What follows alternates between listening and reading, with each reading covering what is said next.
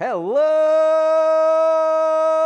sports card investors, and welcome to the Virtual Sports Card Show 2021. You are looking live at our Atlanta studio where we tonight are going to be giving away thousands and thousands of dollars in prizes and bringing on some of the best guests in the hobby. It is 3 hours of entertainment. Sit back and enjoy. There's going to be giveaways throughout. There's going to be great guests and incredible dealers, including a few dealers who we have in studio. But before we get to that, I want you guys to be part of these giveaways, and you have to register for the giveaways. Even if you pre-registered to be part of the show, there is a separate giveaway link, a giveaway portal that you must fill out to be in tonight's giveaways. Every day is going to have a separate giveaway portal. That link is pinned to the top of the YouTube chat. So if you have not entered the contest tonight, again, this is different than the registration link. You've got to click the link that is pinned to the top of the YouTube chat to go into the giveaway portal and to enter tonight. Enter your information in there because we are going to start giving prizes away fast and furious. In just a little bit over an hour is when we're going to start giving the prizes away. But we've got some great stuff between now and then. So I'm going to give you that hour to get registered. And while you sit back and enjoy, today in studio, we have got Joe Davis from GotBaseballCards.com, who's going to be showing us a bunch of cards and boxes that he's got for sale. We have D's Cards, Daniel from D's Cards, an incredible dealer. He's here with us in studio today as well. And then joining via remote will be Jamil from Mealy Pops. Mealy Pops is an incredible store. He's doing some great deals for you guys tonight. We've got some incredible dealers. Also, we have some of the biggest breakers joining. We're doing a roundtable with breakers tonight. We've got Laden Sports Cards, Jaspys, Mojo Break, Dynasty Break, Titan Cards, and Top Shelf Breaks all coming on tonight. In addition, we've got stand-up displays, we've got Slab Strong, and of course, we have eBay here in studio. Bob Means from eBay talking about a lot of innovation that eBay has been working on. So tons of incredible guests tonight. We are also giving away some incredible product, and that is why I want you to get registered. And by the way, if you go to sportscardinvestor.com and you click on Virtual 2021, that page now has the direct link to get registered for tonight's giveaway. So real easy to go there. That page also is going to have your link to go into all of the dealer stores when we have our dealers on here in a little while. But those giveaways, ladies and gentlemen, here's what we are giving away tonight. We are giving away 2 TriStar Hidden Treasures autographed basketballs, 2 of them. We're giving away a Topps Archives hobby box. We're giving away a 5-star baseball hobby box. We're giving away a Women of Star Wars hobby box. We are giving away a Chrome MLS soccer hobby box. Those are all courtesy of Topps. The TriStar basketballs are courtesy of eBay. We're also giving away a 2020 Panini Mosaic basketball hobby box. This just came out. That is courtesy of Panini. And then at the end of the night tonight, we're going to have a live break with Laden Sports Cards, and we're giving all of the break spots away to people who are watching who entered the giveaway. And we're going to be breaking 2021 Panini Select UFC Hobby, 2021 Topps Diamond Icons Baseball Hobby, 2020 Panini Obsidian Basketball Hobby, and then the big dog, 2019 Panini National Treasures Football. We're going for Kyler Murray RPAs tonight. If tonight goes well, someone could be walking away tonight with a card potentially worth tens of thousands of dollars. And it's going to be one of you watching tonight that is going to have the chance, or actually many of you watching will have the chance at winning a card like that. Once again, go to sportscardinvestor.com, click on the Virtual 2021, and click that link to enter tonight's contest. You've got to click that link every night to enter the new contest portal. Okay, guys, we are ready to get started, and we're going to get started by bringing on some of the very best content creators in the game. Guys like Card Collector 2, Comeback Card Investor, Women of the Hobby, Bench Clear Media, Basketball Card Fanatic. Let's get this going.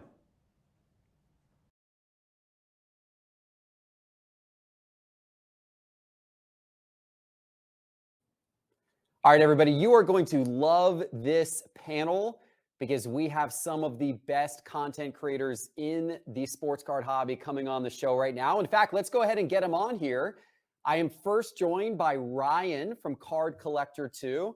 There he is. How's it going, Ryan? Good, Geoff. How are you? I'm doing great, man. And I know our audience, I'm sure they have all seen you because you're everywhere. You're out covering card shows and you've got great videos from your card shop and doing box openings, all kinds of stuff. I sometimes wonder how you are able to get so many places at once.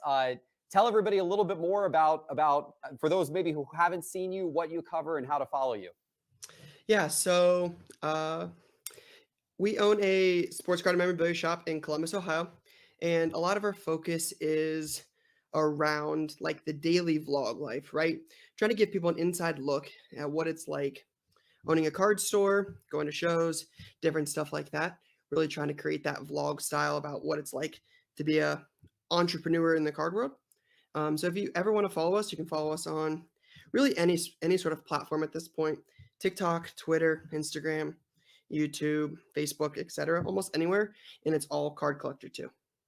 Anywhere you want to be, Ryan is there for you. Awesome, Ryan. Well, welcome to the virtual. Thanks. And let's bring on the comeback card investor, Brad. Brad, What's up, welcome Geoff? to the show. How you doing? Doing great. How are you? I'm What's doing up, Ryan? well.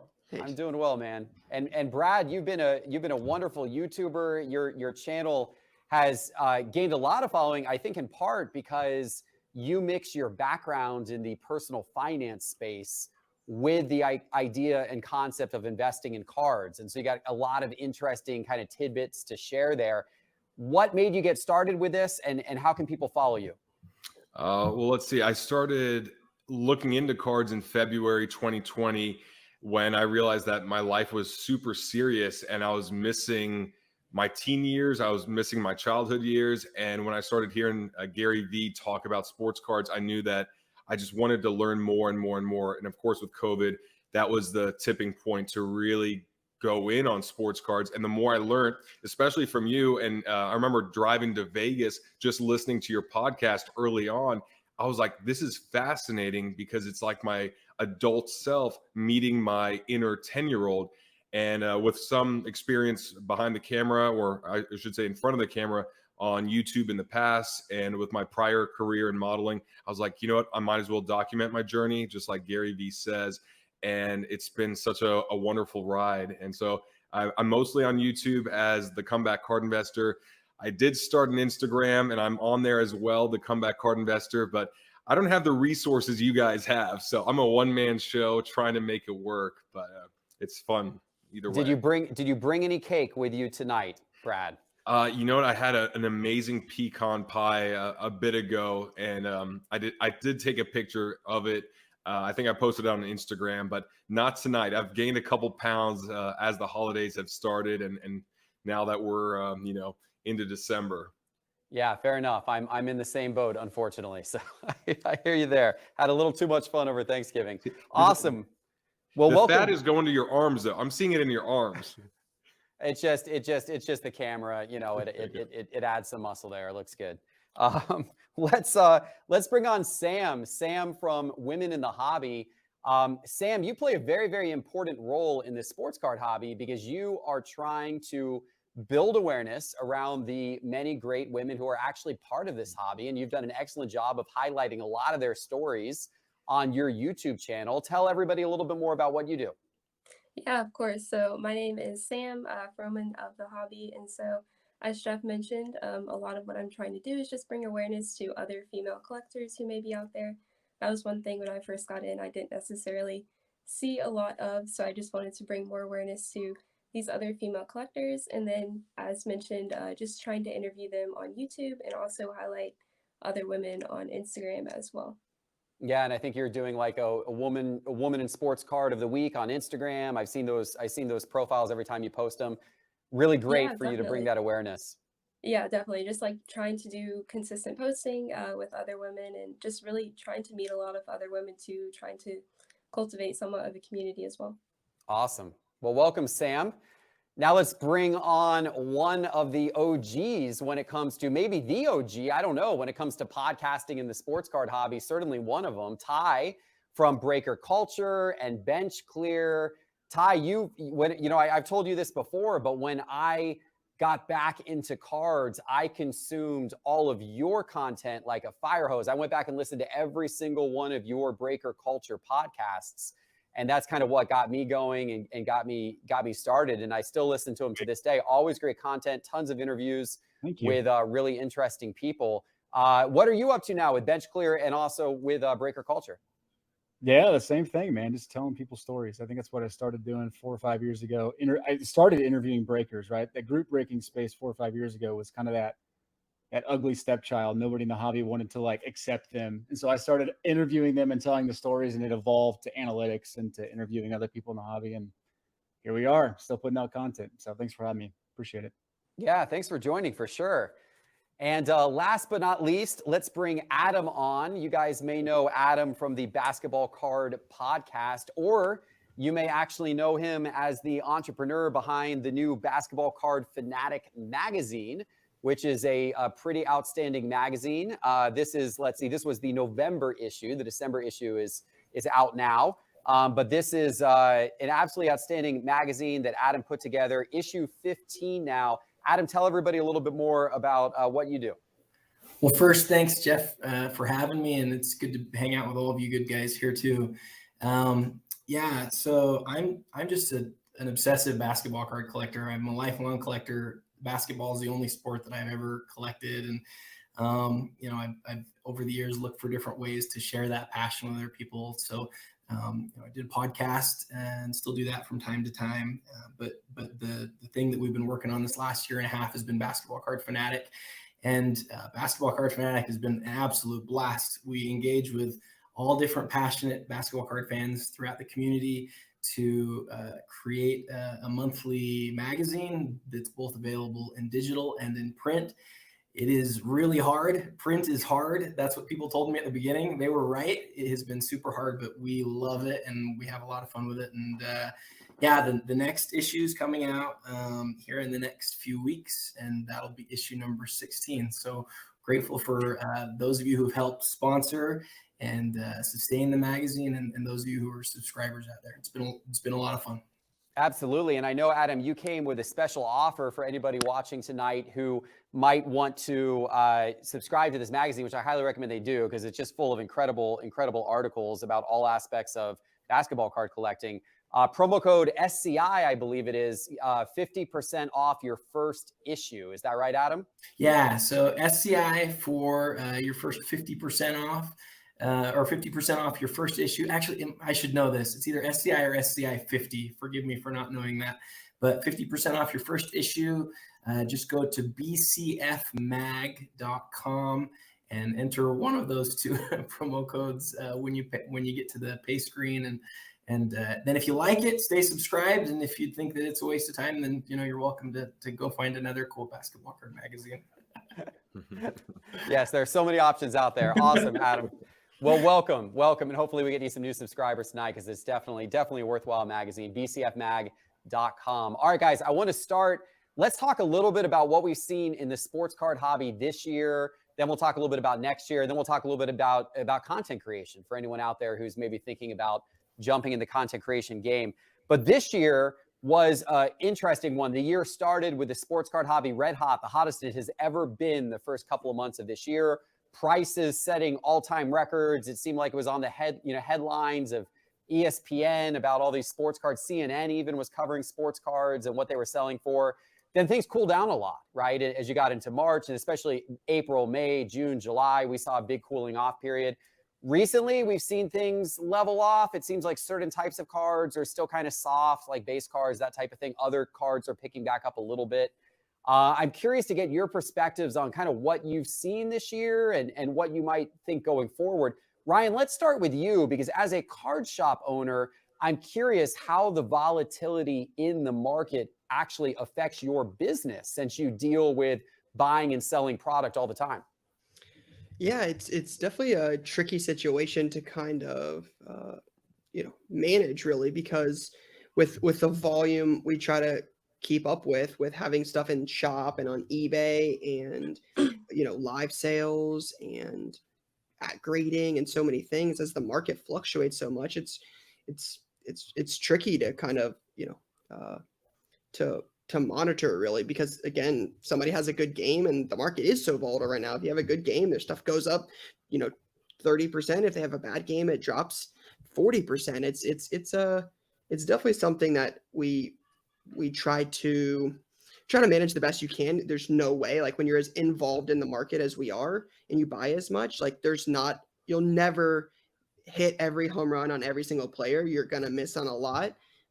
Again, I think the big thing is just to try to manage it really the best you can and keep up with it as much as we can.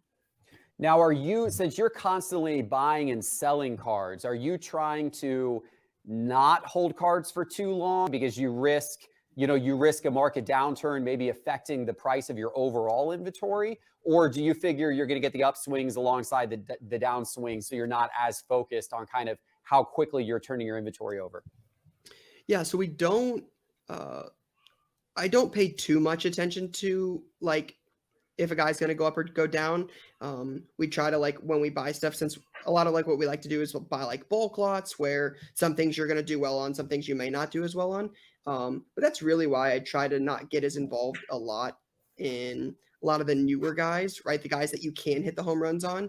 That's why I try to stick a little bit more to like the proven stuff, because that stuff's just not as volatile. Like Jordan Love starts and Jordan's Love stuff goes up and then he doesn't look good and then it goes down right away. And then, Jason Tatum does well and then he doesn't do well. It just, you buy a card at 2,800, like we bought a Luka Blue Velocity 10 2 weeks ago. It was 2,800. And by the time we sold it, it was 2,100, right? Like those are not really investments we're looking to make at the moment. So we try to stick a little bit more into like the stuff that's just not as, really not as volatile. Yeah, that totally makes sense. I get that. And Brad, as a financial advisor, a financial coach, what have you seen from the sports card market this year? How are you looking at it now, having that financial background that you do? I mean, personally, this year has been so wildly different than 2020. 2020 was the Wild West. It was just everything had potential. Everything was going up. And this was a massive cooling down and a maturing of the hobby. And so, before this year, it looked like you could invest in pretty much any younger player, in any base card, any silver, anything with a PSA logo on it, and it would have a good chance of going up. And it's funny how, just looking at the last 6 months, 8 months, how mature the hobby has gotten. And you could tell that certain demographics have left the hobby. Certain people have left. They gave it a shot. It wasn't for them. They moved on to something else. And so just looking at things from a more macroeconomic standpoint of where could their attention be going? Where could their money be going? What else is vying for attention? I think that's a big thing is, we can only spend so much time and energy in a day, and where are the eyes and ears going? And so my strategy is definitely going towards more proven guys that might have less upside, but a lot less downside. I think those are the cards and those are the players that I would like to target going forward, just because it has been so volatile in the past, and it sucks losing money. It sucks making bad investments. It's not a good feeling. And so it's a lot nicer to just keep the cards that you like for yourself. But then when it comes to investing, making sure that it is something that a collector, not just a flipper, but a collector would like hopefully 5 or 10 years from now. Yeah, totally makes sense. I appreciate that. Sam, I believe from hearing your story that you really kind of got back into the hobby last year. I think in 2020, right as things were kind of just starting to really boom again. I think right in the early stages of the pandemic, if I recall. What has your perspective on the last 2 years been like? Yeah, definitely. That's correct. I got back in probably when a lot of other people got back in. And so I think it's been interesting to see kind of my first full year in the hobby. In the beginning, as everyone's kind of said, right when COVID happened, everything was going up. It was almost unbelievable to an extent. And I think now that we've seen the market cool off and we've seen things go up and down, it makes it more interesting to me because I think it means it's more realistic in a way. I was almost scared to put a lot of money in something that just kept going up, but I think now I'm a little bit more confident in the fact that it's almost more of a true market and the fact that it ebbs and flows. Yeah, and that we are definitely seeing that. Those very astute points, for sure. And Ty, I know you have been tracking, the price changes of cards for a long time. You, been looking at, going back several years, looking at the new modern classes that have been coming in, particularly in basketball, and how those, prism cards and whatnot have fluctuated over the course of time. What have been your impressions of this year? I think this year we got back to what the hobby's always been, right? It's I think Brad nailed it. It's not, you can't just throw a dart and everything works. I think people learned the hard way, unfortunately, that the hobby for 50 plus years, 70 plus years has always been this way, where you have to put your money in proven guys. And I think you're starting to see this year, the people that are staying around are saying, okay, you know what, I'm going to double down maybe, but I'm going to go get guys that I know are proven. I'm going to go back. I'm going to go learn vintage cards. I'm going to buy serial numbered cards. I'm going to buy PSA 10 gym mint only cards. You're starting to see that crew kind of focus on that, which is good, right? I mean, they're starting to realize that everything just doesn't work. You have to be smart with your money in the hobby. So it's a good thing. Yeah, for sure. Yeah, it is. It is in many ways. I think a painful lesson probably for some over the course of this year, but refocusing on what will hopefully be a strong future, refocusing on the right cards for growth over the next several years. And Adam, you've got an incredible collection. A lot of your collection is older basketball. I've seen like a lot of 90s basketball and that type of thing when you show off your incredible collection on Instagram. Have you felt more insulated from the price fluctuations over the last year because of the collection that you have and the fact you've had some of these cards for a long time? Or what's been your perspective? Man, that's a great question. Yeah, I think that's exactly right. I have felt like as the whole world is talking about how the market's going up or the market's going down, I'm kind of sitting there going, really? I didn't realize. I just don't probably notice it as much as everybody else, or not everybody else, but a lot of people do on a day-to-day basis. But I think, as a whole, I think what Sam said is spot on. And I like the word that she used. She used the word realistic. I think we as the whole of the market became more realistic. And we matured in that we understood that there isn't this like forever up and to the right thing that I feel like a lot of people thought was going to happen. It turns out that doesn't happen in any market. Brad could probably tell us that. So, after what we saw in 2020, it's good to be more realistic. It's good to be more mature. And then I think the other thing that I've noticed in my 30 plus years in the hobby is that it's all cyclical, right? There are these ups that are followed by these downs, and it's not that's too simplistic, but you can feel it when it's happening sometimes. And so although my collection maybe is more, stuff that's, like you say, is more insulated from that, I kind of watched it and could feel it happening as it was happening for sure. Yeah. Interesting stuff. And of course, there's been so many other factors at play this year. I mean, Brad referenced how, people have turned attention to other things. You've had obviously the rise of NFTs, or I should say maybe the rise in the fall, and now we're kind of in a rise again, it seems, with NFTs for sure. But, you've had obviously crypto, you've had other forms of collectibles that have caught attention and have been hot. It's been a wild year to watch all of that progress. But I'd like to ask, let's bring everybody up on the screen together here, because I'd like to ask a question that, of course, none of us actually know the answer to, but we're going to do our best guess. From a show of hands, I'm going to ask you guys if you think as a whole, and this is just kind of a general across the board, all cards, merged into one. Do you think cards are going to be more valuable a year from now than they are today? Or do you think next year is going to be a little rocky? What about 5 years? What about 10 years? So I'm going to ask just by show of hands, let's just kind of get the group consensus here. If you think cards are going to be more valuable as a whole 1 year from now than they are today, raise your hand.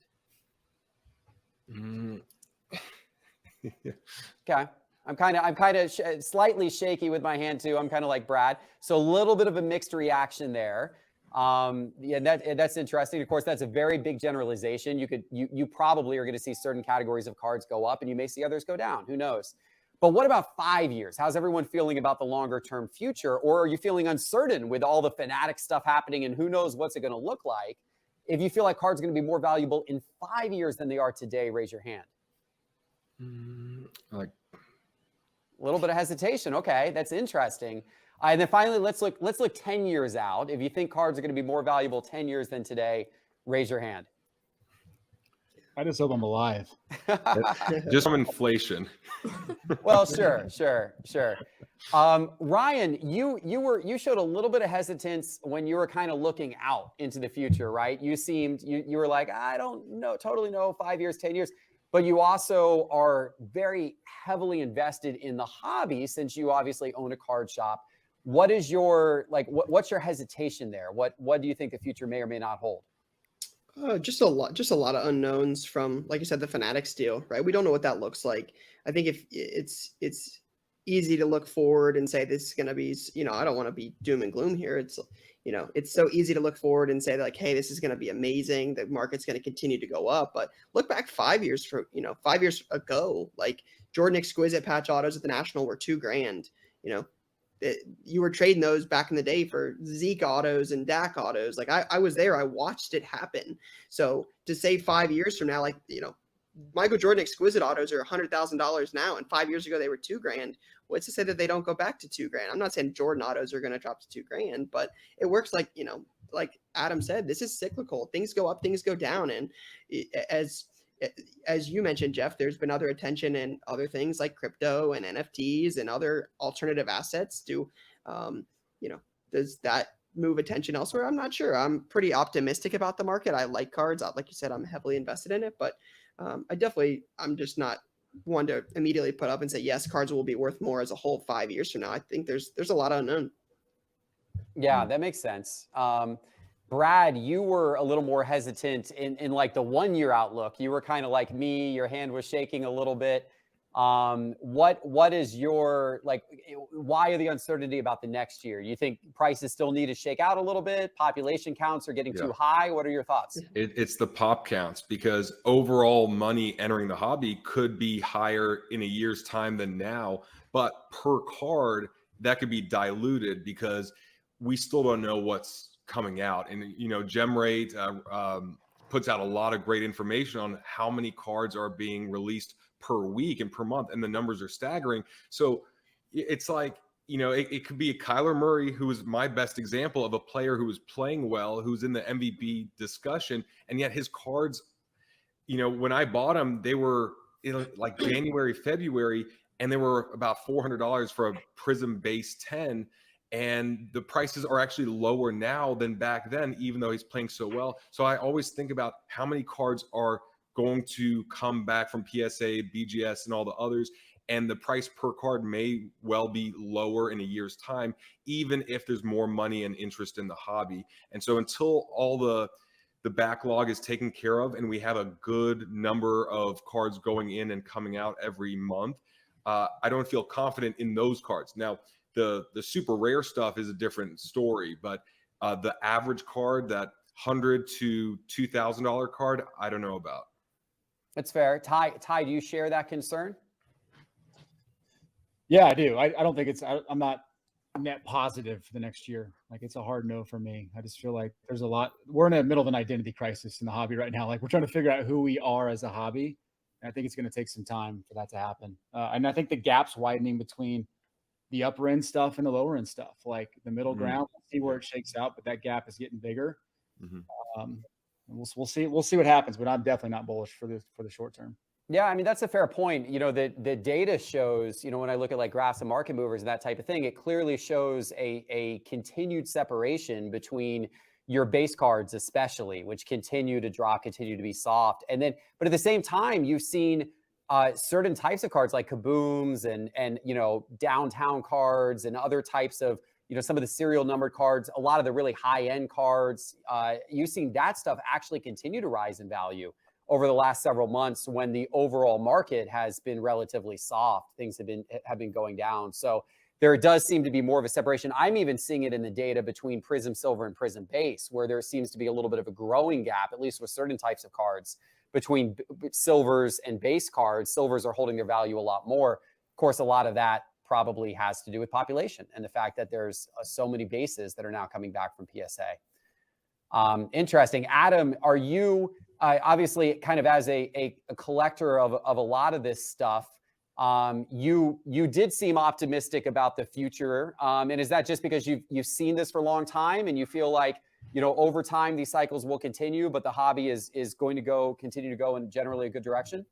Yeah, your question's a binary one, right? So we have to choose. I like how some people went, yeah, like this, because that gives us a third option. But if I have to choose between yes or no, I'm going to choose yes. I'm going to choose. It's going to be hot largely because of the literally hundreds of millions of dollars that have been spent on the infrastructure of the hobby. Really smart people have come to the market and have invested in us, in our hobby. Not just in the cards, but in the ways that we sell the cards and the ways that we show the cards off, and and all sorts of other different types of companies. And the reason that they've done that is because they see potential growth, not just the growth that we saw between 2020 and now, but the growth that we still have to go through. So if I had to guess, I believe that that's the way you phrase the question, the whole of the market still has a long way to go. But when you get into the nuance of talking about like the different types of cards and stuff that's going to gain in popularity versus stuff that's not going to, some stuff is certainly going to increase in popularity and some stuff is certainly going to decrease. The question is, what is going to happen, with each individual card. And those have the whole spectrum of possibilities for sure. And Sam, you made a really interesting comment about how the fact that maybe not everything is going up is actually maybe makes the market feel a little more real, or perhaps gives you a little more confidence. That I thought that's a really interesting kind of astute, comment. So how do you feel, from your perspective about the next year or the years ahead?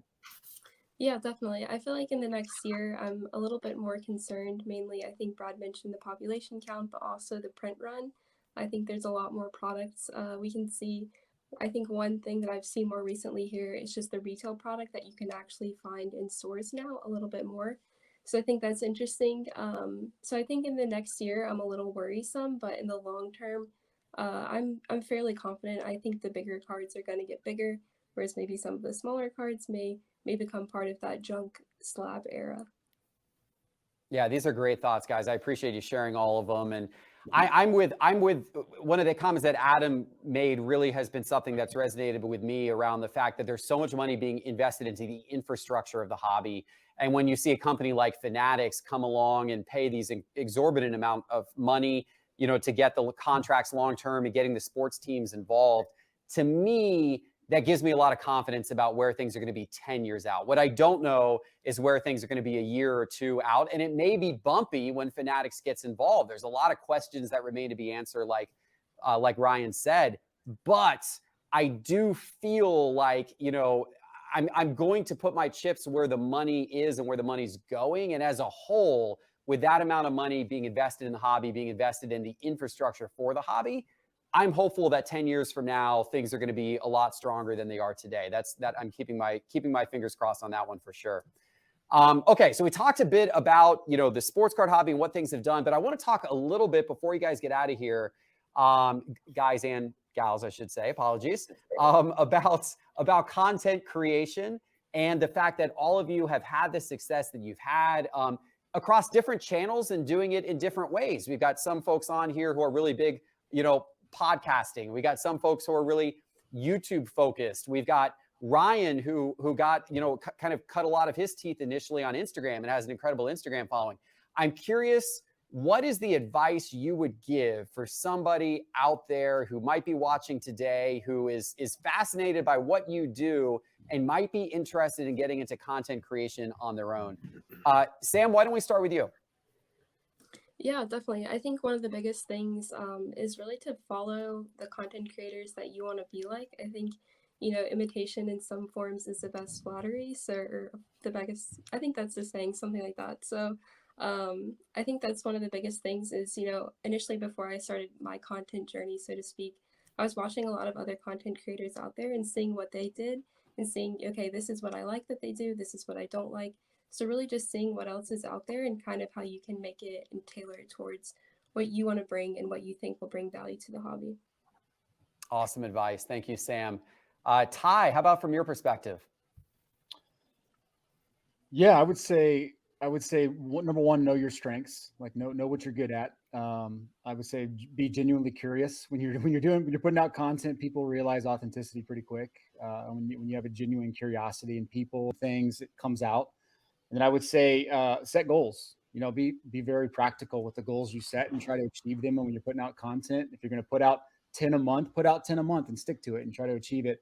I think just doing simple things like that makes putting content out a little bit easier, because it's so easy to get stuck in that trap of just content fatigue, right? It's just like card fatigue, right? Content fatigue is very real. So just set those goals and be yourself. I think it all works itself out. Awesome advice. Adam, how about from your perspective? I like Ty's thoughts there about being yourself. I think all of us have tried at different times of our lives to be cool, to try to give people what they want rather than just share what we think or try to be ourselves. And the great thing is, if you're yourself and people like you, then you're set. But if you're somebody else and people like you, then you have to keep being that. And so, I would just tell everybody, like, don't be afraid to make some mistakes, try things that are you, and some people will like it and some people won't, and don't worry about those who don't. Awesome advice. Brad, how about you? I would say to create content that when the novelty wears off, you still feel good about putting out, because it will be exciting at first. And then there'll be a point where it becomes a bit of a chore and you might get fatigued and you might just not feel the same way as you did when you began, but that's just part of it. So a year out, 2 years out, what content would you feel great about? And the other thing too is try to improve with every podcast, every video, every post. Don't just stay, don't not grow, or don't stay where you're at. Always try to find 1 or 2% of growth or improvement with every post or every video, and then you'll see results. And if you focus on what could I put out that would be so valuable that someone might share it with someone else, then you're more than likely going to make a good piece of content. That's awesome advice. And yeah, that what gives you that inspiration? That's such a big thing. I've gotten such a shot in the arm this year from being able to go to card shows and being able to a totally different way of creating content. Because, previously all the content that I was creating was, from my little home studio in my basement for a long time. And so actually being able to get out to card shows and like show a different perspective of the hobby, it's been invigorating. And I think finding, as you said, Brad, kind of what is that lane for yourself? What invigorates you is really, really important. Ryan, how about yourself? You're all over doing all kinds of different content. How would you advise somebody who's wanting to get into that game today? Yeah, so I would probably repeat a lot of what these 4 other fine guests have said, but I think the big thing for me is just being consistent, right? Ty mentioned set goals for yourself. That's important too, because again, like a lot of them have said, you're going to get worn out by it. You might not have the same ambition the 10th time you post something rather than like the same ambition you had the first time. So I think that's big, but also, I think early on, I didn't understand what 30 minutes of research would get me in it. So I would say do your homework on hashtags and thumbnails and just the 30 minutes of research and how you can grow through social was really big for me later, as I was really trying to focus a lot more on it. So that's one thing I would say is just 1, be consistent, but then 2, spend a little bit of time, not necessarily on finding the right camera angle of your favorite card to post, but doing a little bit more homework on how you can grow if that's your goal. Guys, this has been awesome. I really, really appreciate it. I'm going to get you out of here on this real quick. Everybody, just tell me what your one favorite card is that you cannot live without. and we'll get you out of here on that. Ryan, what is your one favorite card? Is it an Ohio State guy? Who is it? Yeah, it would probably be a 1-of-1 patch of Braxton Miller. That's really like my Buckeye guy. So I'd probably say that would be my card. There you go. Not too expensive these days, so that's a good that's a good card to PC. Too soon. How about you, Ty? My pink pulsar, Michael Porter Jr. Although that's not a hot card anymore with his back surgery, but Michael Porter Jr. There you go. You have been on Michael Porter Jr. Of course, he was a Missouri guy, right? For a minute there. You like what, for like a game or two before? You got to see him for a little bit. So you like rubbing that in. I like it. There you go. There you go. Adam. Man, it's tough. I'm going to go with a little out of the box here. I'll go with my Wilt Chamberlain 1968 Topps Test card. There's like 14 of them in the world, and I love that card. Love the scarcity. That's awesome. How about you, Sam?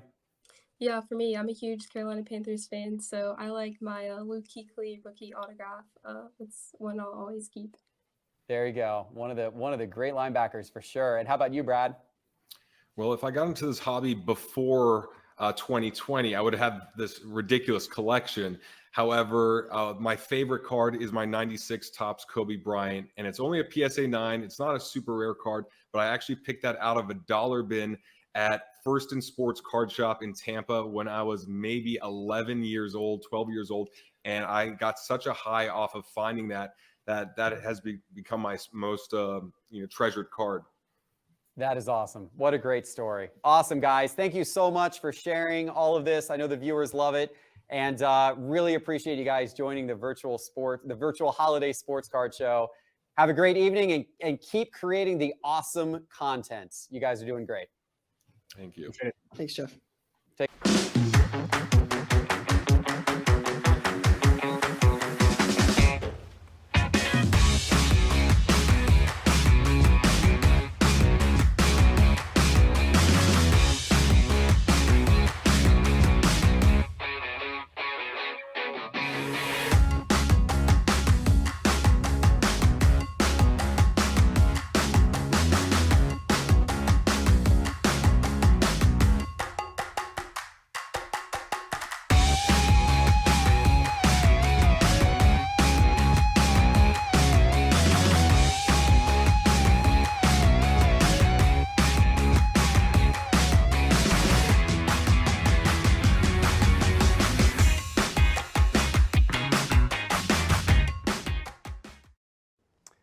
All right, ladies and gentlemen, I'm joined in the studio by a very special guest. Next, we have our first dealer coming on, Joe Davis from GotBaseballCards.com. But before we bring him on the screen, let me remind you that our giveaway portal is only open for about 45 more minutes tonight, and then we're going to start giving away tons of stuff.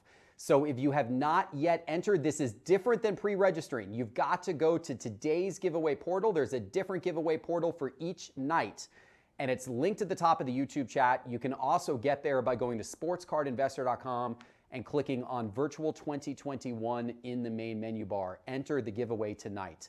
Okay, guys, we are bringing on live here in studio Joe Davis from GotBaseballCards.com.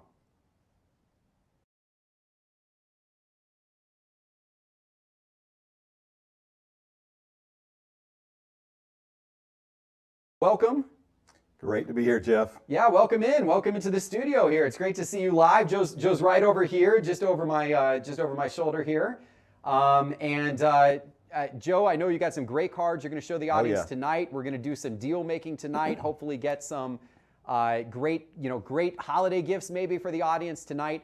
But first, we've got a pretty special announcement, and that is that for the last few years, Joe and I have been partnered together on a bulk submission card grading service. So if you want to get your cards graded through PSA or BGS or CSG or SGC, Joe's team handles all of that, and we give you special pricing for being a Sports Card Investor listener. And all the details of that are on sportscardinvestor.com. You click on grading in the main menu bar. But here's what's really special. Here's the special announcement. We just got PSA lower pricing. We got their new service level, their lower service level open. And guess what? You can't get it through PSA Direct. You can get it through our partnership with Joe Davis. Joe, tell everybody about this. Yeah, it's great breaking news for us.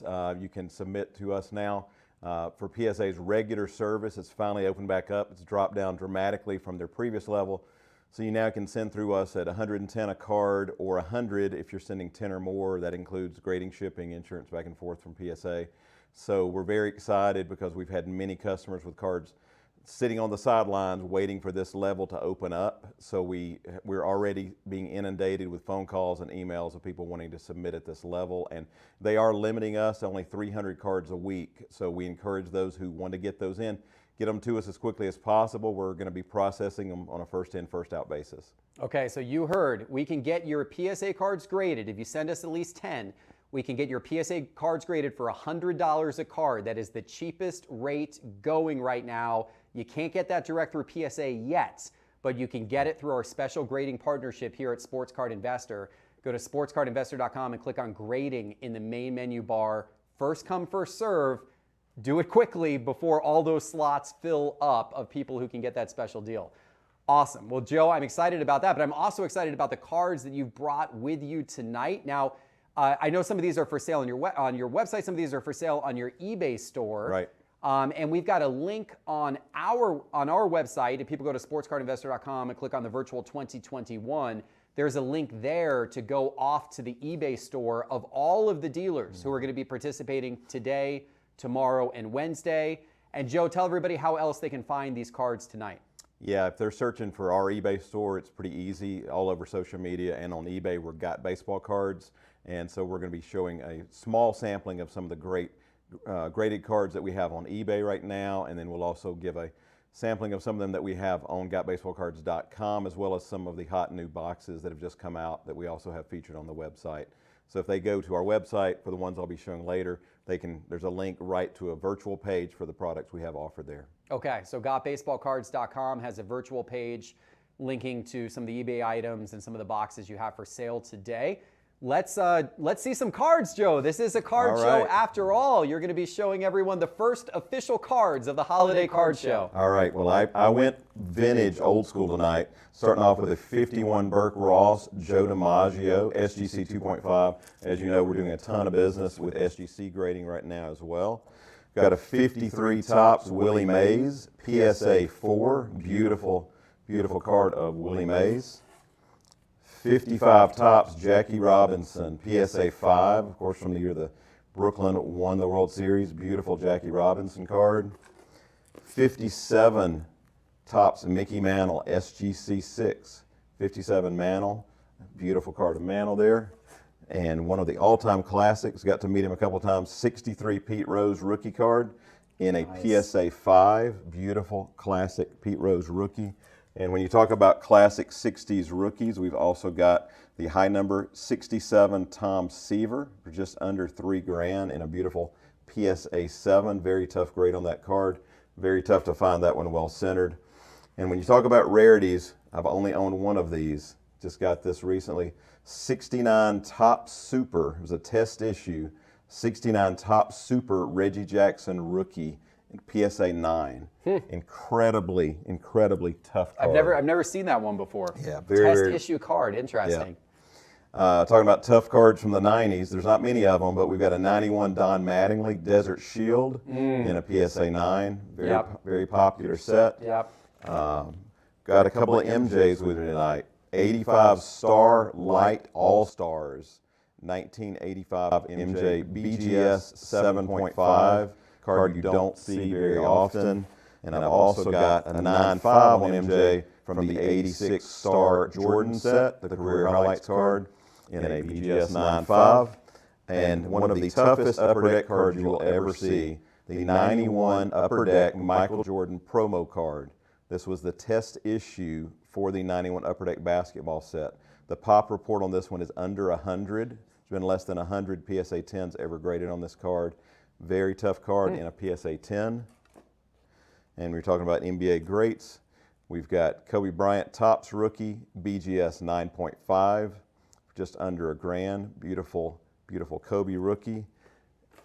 And one of my favorite modern cards, the 03 UD Collectibles from the freshman season set of LeBron and Kobe together in a PSA 9, one of the only cards that have them pictured together. Beautiful PSA 9. Rookie year card of LeBron. Check this one out. Chris Paul. Suns have been phenomenal this year. This is a Chris Paul Upper Deck Trilogy rookie autograph. That's neat.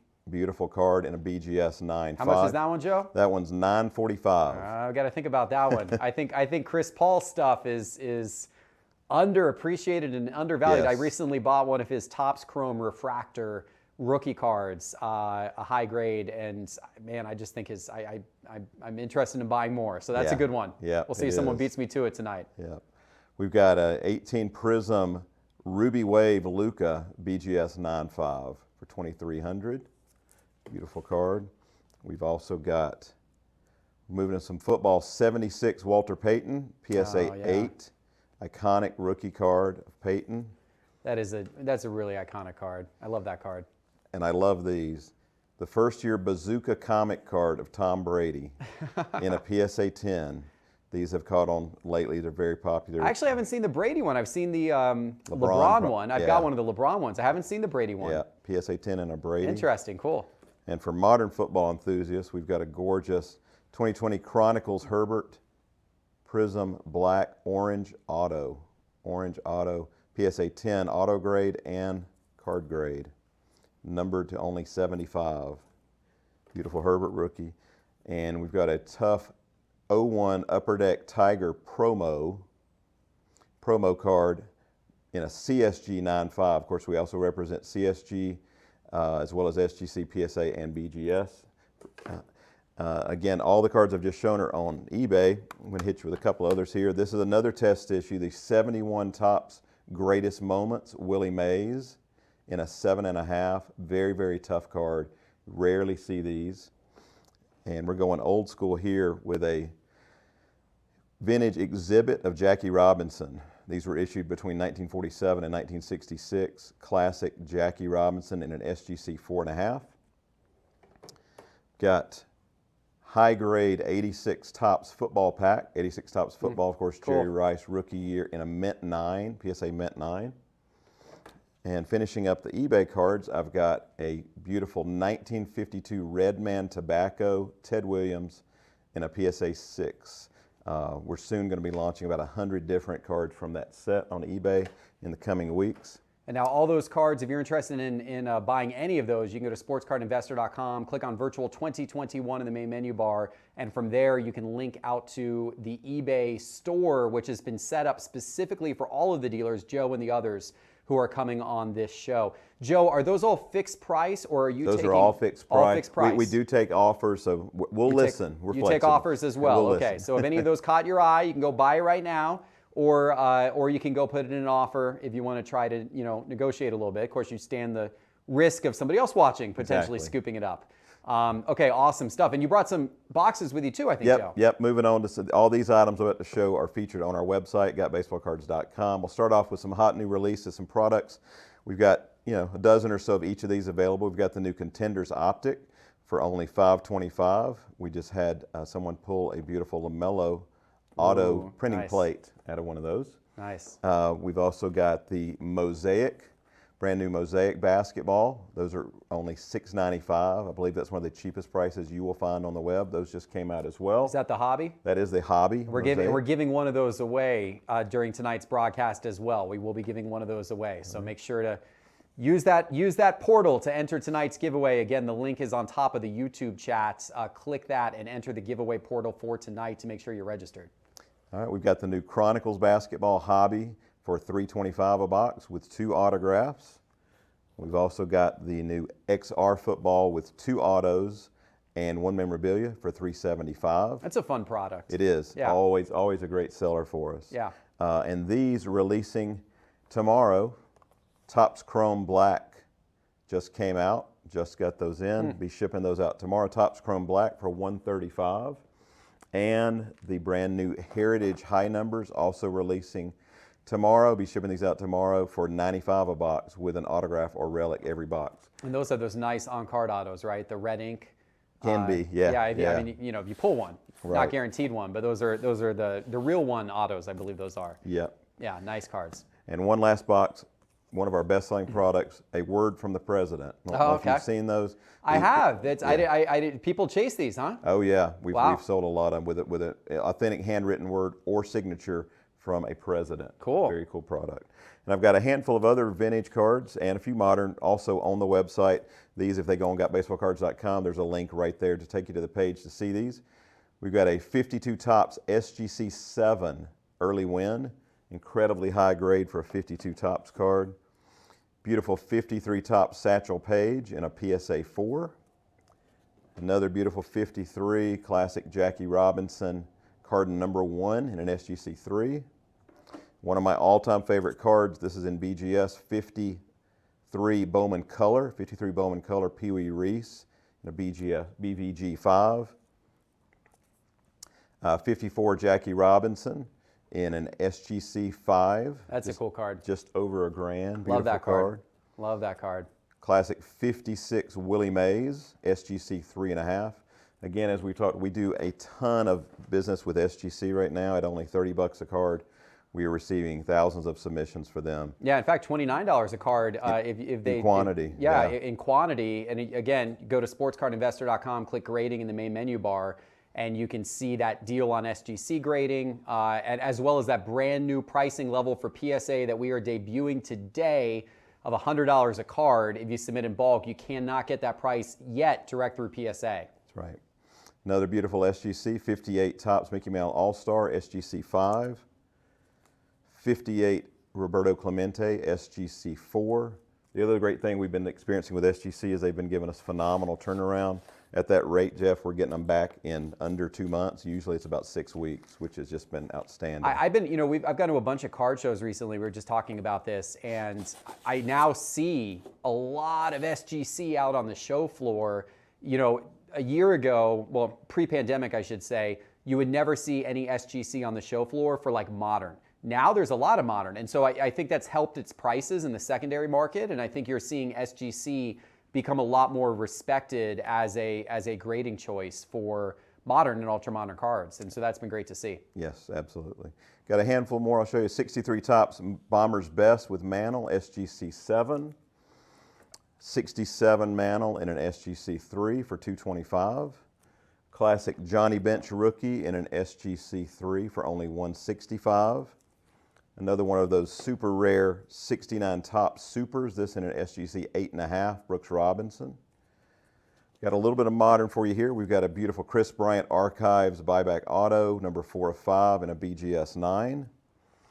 Aaron Judge BGS 9.5 Rookie Auto Jersey from Gold Standard, limited to only $199.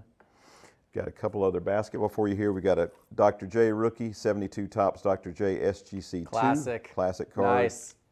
96 Fleer Metal Kobe SGC 9. Another classic card. Yep. One of my favorite inserts, the 495 Emotion Intense Michael Jordan SGC 8.5. Totally Certified 2016 Jaylen Brown Rookie Auto BGS 9. And wrapping up with a 85-86 Topps Mario Lemieux SGC 7 Classic Rookie card of Mario.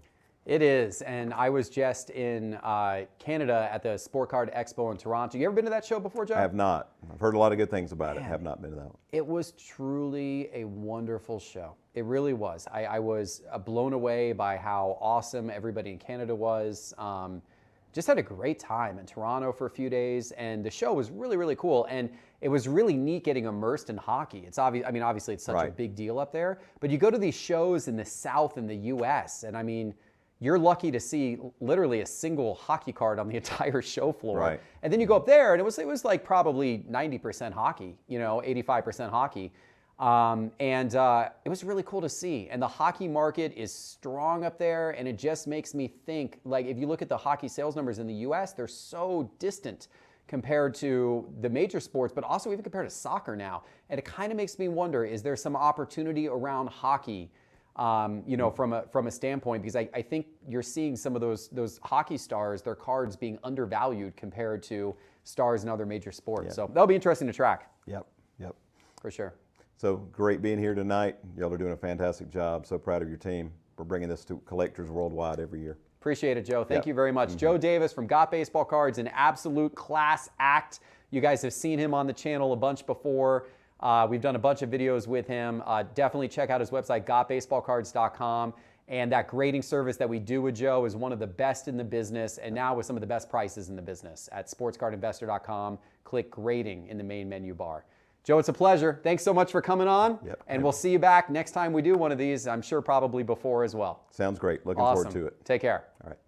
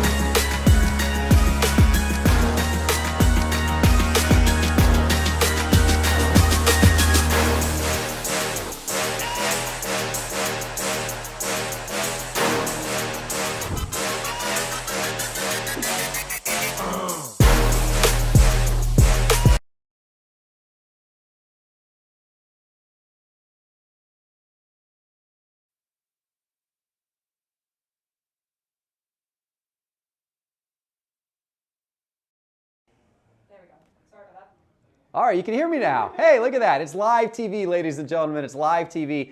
I'm really proud of this. The commercial that you just saw, we have just launched a major update to the Sports Card Investor app. Update this app if you have it on your phone. It's free, totally free. The Sports Card Investor app, we've added some really cool new features. So we've added, first of all, a free search. So you can now search for any card directly within the Sports Card Investor app, our database of over 360,000 cards. You can now look up any of those cards in the Sports Card Investor app. And we now give you the ability to track sealed wax in the Sports Card Investor app. We are tracking a ton of different boxes. You just hit the little drop down above the cards and you switch to sealed wax mode. And it's awesome. It's just box after box after box of sealed wax, as you can see there, see the latest sales and everything like that. This is the, oh, by the way, we also now have a share to social, which is cool too. If you're looking at any card in the app, you can click the little share button and it will share a graph of that card to social. So if you want to post about a card you own and how that card is trended up or down, you can post to Instagram, Twitter, etc. right from the app, a really nice looking graph. It is all available in the brand new update of the Sports Card Investor app that we just updated. It is totally free. Go to the App Store, make sure you have the Sports Card Investor app, make sure you have the latest version because it's got all of that incredible stuff. Speaking of incredible stuff, we've got our next dealer here, and this guy is incredible. Daniel from D's Cards has come into the studio again. Those of you who have been watching our channel for a while know Daniel and know his story. He's got a wild story, went through some medical challenges, but has persevered and is now a senior in high school and is truly one of the best sports dealers in the business. We're proud to have him in studio, so we're gonna go ahead and call Daniel up here over at the desk.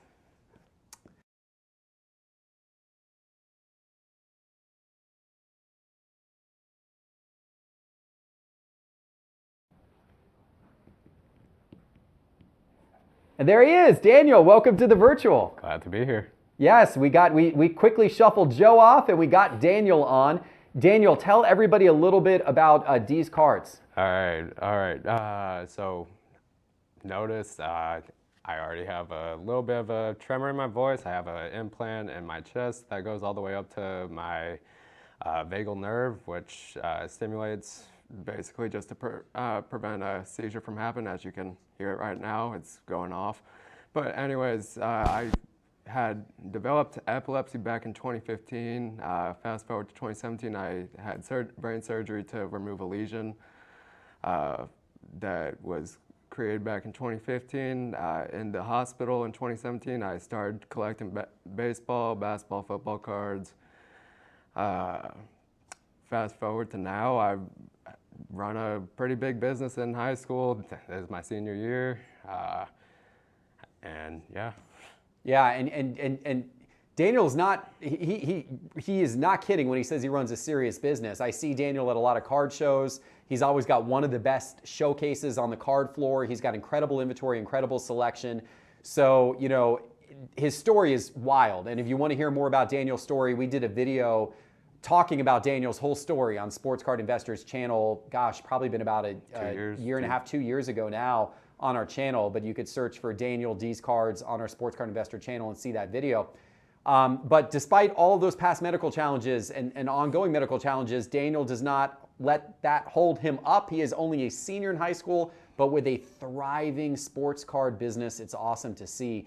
And Daniel, we're going to get into your cards here in a second, but tell people how they can find you, how they can follow you, etc. All right, so main business is off of Instagram and eBay. Instagram is dscards_13. Again, dscards_13.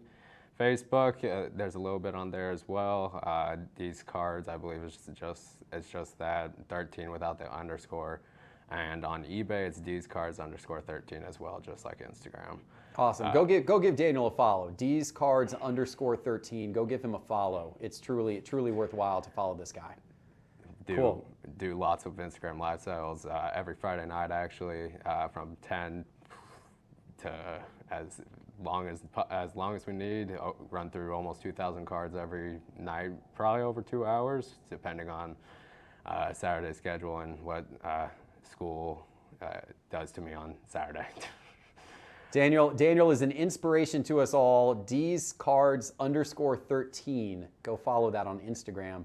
And Daniel, let's see some cards. All these cards you're going to show us today, I believe they're in your eBay store. Is that right? Everything's up on eBay. So you can get to Daniel's eBay store as well as all of the dealers by going to sportscardinvestor.com, clicking on the virtual 2021, and then clicking on the eBay dealer store link from there. And Daniel's cards are searchable on that page.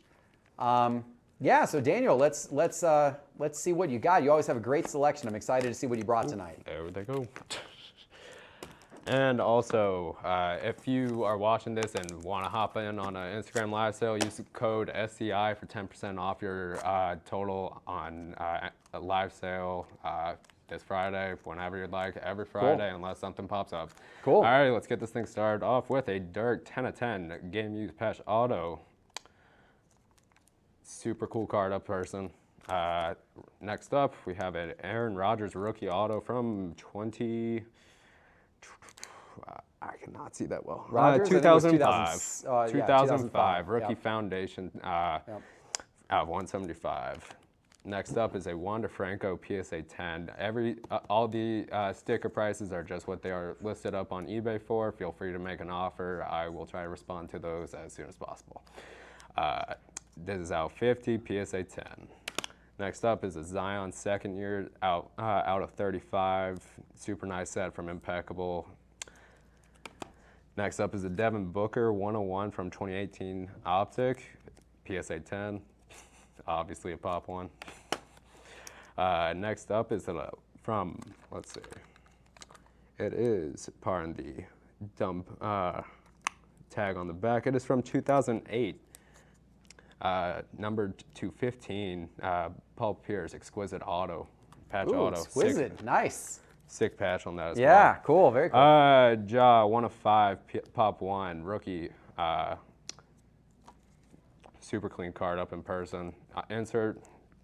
Nice. Pop 5, Alvin Kamara, one of my favorite running backs in the NFL. Pop 5, it's numbered to 25, PSA 10. Number 260 from 2015 Immaculate Kobe Bryant auto, BGS 85. Pop 1, 1 of 5. It is a color match of Neymar. Color match Brazil, PSA 10. A Pop 1, 3 of 10, Jason Tatum Gold, BGS 10. A Franz Beckenbauer, PSA 4. It's a Pop 8 with 6 higher from 1965. Little vintage soccer. Wow, Vintage look at this. Soccer, yes, sir. Look at this. Nice. Love the play on that. And a very obscure card, PSA 10, Pop 6, Michael Phelps rookie. Wild. Super rare card. There you go. Cool. On to the next little batch. Oh, and the one and only ticket I have ever owned.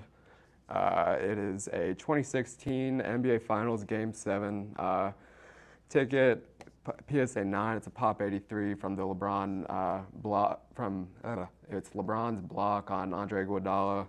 Super cool. That's a big ticket. Person. That's a real big It's ticket. a really big ticket. Why do you own that one? What made you get that one? It seemed like a cool deal. I wouldn't mind keeping it. It looks cool on my shelves at home. Into some of my favorite type of stuff, Hall of Fame basketball autos. This is number 5, Karl Malone from First Year Eminence. Nice. Cool card. Yeah, we're aligned on how we love the autos. We love the Hall of Famers in basketball. We love their autos. Daniel and I agree on that. Yep. Number 200, Josh Allen Obsidian rookie patch auto. Super low pop Jimmy Buckets, PSA 9 silver from 2012. That is a rookie. And a number 10, super sick patch, super thick up in person. Number 10, Grant Hill from 2016, immaculate. Cool card in person. LaDainian Tomlinson, Reggie Wayne, and Drew Brees. Number 10, 7 of 10. Kawhi rookie auto, PSA 10. Acetate, I love the acetate type cards. PSA 10. 101 Nolan Ryan patch auto from Dynasty, bat and glove. Bat and jersey, pardon. A 101 RPA of Calvin Johnson. Printing plate, and a Pop 1, number 10, Paul Pierce, PSA 9 auto. Cool. A few more specs. 1 second. Number 16, Trevor Lawrence, Topps auto. What do you think of him, Daniel? He's on the Jags. Jags have been struggling a bit. My old Florida boy, Urban Meyer's over there. I'm not so sure. I'm not so sure, Daniel. Must I say more about being on the Jags? It already killed his value when he got drafted there.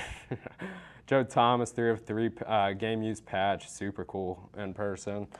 Justin Herbert, collegiate auto, number 299. Number 225 of the Rookie of the Year, Randy Rosarina, in his Cardinals uni. I believe it's game 1. Let's see. Maybe not. Oh, player 1. Pain. Randy Rosarina. Still a cool card. Yeah. 15 of 15, PSA 9, Pop 3. I believe there's a couple, maybe 1 to 2 higher. Dwayne Wade, that's numbered 15 of 15, PSA 9. Cool. Sick card for old 49ers, Joe Montana, Ronnie Lott, 5 of 5. From 2013 Topps Museum. Yeah. A rookie auto out of 100, PSA 9, Dwight Howard. Pop 1, there are some higher though. Still a cool card. Red Wave, T-Mall, LeBron, PSA 10. Second year Lakers card. Ted Williams, SGC 3 from 1950.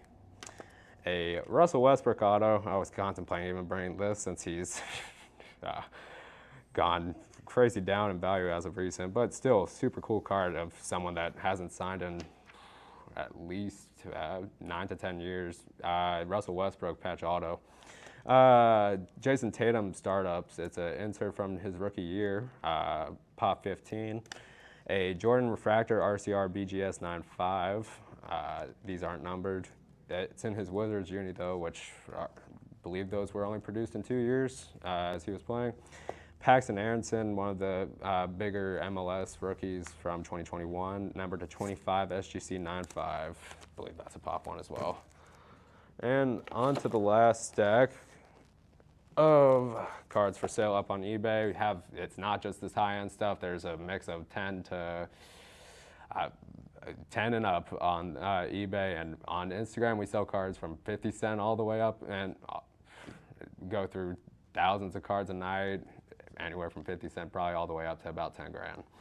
Anyways, Ja Morant Mosaic NBA debut PSA 10. These are not numbered. It's a row 1 Kobe rookie from 1996. Second, I believe these are third to the, I believe there was a row 3 and row 2 that were a little bit higher print runs. That's a row 1. A PSA 9 Justin Herbert silver. can't really say much to Herbert. I am not much of a football fan. I pick these up in collections. I do a little bit of baseball, football, basketball is my main one though. Soccer's intermingled. Sammy Sosa, Kaboom, super cool card in person. I love Kabooms. PSA 9 with the coating, super hard to grade with the coating. KG and the old PSA slab, that's a rookie. Yeah, neat card. Luis Rodriguez, Bowman Chrome auto as first auto. And a second-year silver auto of Fernando Tatis Jr. A Pop 13 2021 Alec Boehm rookie, PSA 10, that is the short print. 2 of rookie auto from Panini Illusions, PSA 9. A D Wade Topps Chrome, PSA 9. I'm currently building plan to start building the 03 after I finish my 86 Fleer set. You're going to build 03 Topps Chrome? Yep, 03 Topps Chrome. There you go. Still got lots of lots of way to go on the 86 Fleer. I'm trying to do it 8 and higher, PSA 8 and higher. Next up is a 102 Bruce Smith Flawless Auto. Reggie Jackson, one of the few vintage cards I have. I'm not much of a vintage fan myself. It's still cool to have I believe it's a rookie too. Reggie Jackson rookie, PSA 3. Michael Porter Jr., these things are almost 10 times, I believe, under the pop of a silver, PSA 10 Ruby Wave MPJ, and last but not least, a Kobe silver PSA 10 from his last year, RIP Kobe. Awesome. RIP Kobe indeed. All of these cards are currently for sale on eBay and Daniel's store, and once again, you can get there by going to sportscardinvestor.com, clicking on the virtual 2021, and then clicking over to eBay's trading card page from there that they've set up just special for all of the dealers tonight. And Daniel, you're taking offers on all of these. So if anyone saw anything they wanted, they could go through there right now and make you an offer, right? Feel free to shoot an offer. We'll get to them when I can. Yeah. Awesome. Good stuff, man. Well, it's been a pleasure. I know you're a vintage basketball autograph guy like I am. Mm-hmm. And I think you said you brought something tonight, sir. right? You brought a couple things? Quite a bit. Alrighty. So now these are not for sale. These are just your PC? Some of them are for sale. Everything has a price. Everything has a price. Everything has a price. But we're venturing into PC territory right now, ladies and gentlemen. Daniel just wanted to show a few things off here. He isn't super pricey, but still, he's the NBA logo, and there's zero reason for his base Prism models to be doing $40, $50 a piece. I truly believe in the long-term value in Jerry West. Mm-hmm. Jerry West Prism autos are dirt cheap, and I have almost 50 of them now. I still love the long-term, but here's a National Treasures one, number to 49. Cool. Another big favorite of mine, all-time leading scorer and all-time leading steal. John Stockton, this is 3 of 5 from Flawless. Lots of John Stockton as well. Numbered 14 to 25. Didn't bring a whole lot of Jerry West because that's strictly PC. Numbered 14 to 25, tie-dye from Select. This is 3/4 of the rainbow. 3/4 of the rainbow right here. The 101, the out of 5, and the out of 10, the out of 25, I haven't been able to locate yet. Cool. 101, Karl Malone, Treasures of the Hall. Super cool car in person. Kareem Abdul-Jabbar. I was doing some research this summer on this on Kareem. He's in my opinion, he's the 3rd best player of all time. And comparing this card to what the 3rd best rookie from 2019, 2020, Tyrese Halliburton. This was cheaper than a base Prism auto of Tyrese Halliburton. You can't really beat that on an all-time player. I truly believe in the long-term value of these as well. It's definitely an interesting investment angle. I like the way you're thinking there, Dan. I'm not much of a gambler myself, and I prefer to look at somebody that I know and won't become a bust in 10, 15 years and have just a really cool PC of nobody. Anyways, next one's a Sean Kemp, number to 60. Bill Russell, number to 10 from Optic. A number to 30, Hakeem Olajuwon. A number to 10, Jerry West. Brought a couple tonight. Another one I've been trying to stack up on, Bill Russell. This is number to 25, along with its counterpart of a Jerry West, number to 25 as well. Number 210, Karl Malone, Love Gold, Karl Malone, Select Auto. 3/25, D Wade from Hoops. That is jersey number. Another Kobe auto, number to 49 from Elite. That was my first Kobe auto ever. I've bought that in 2017 at a car shop up in Minnesota.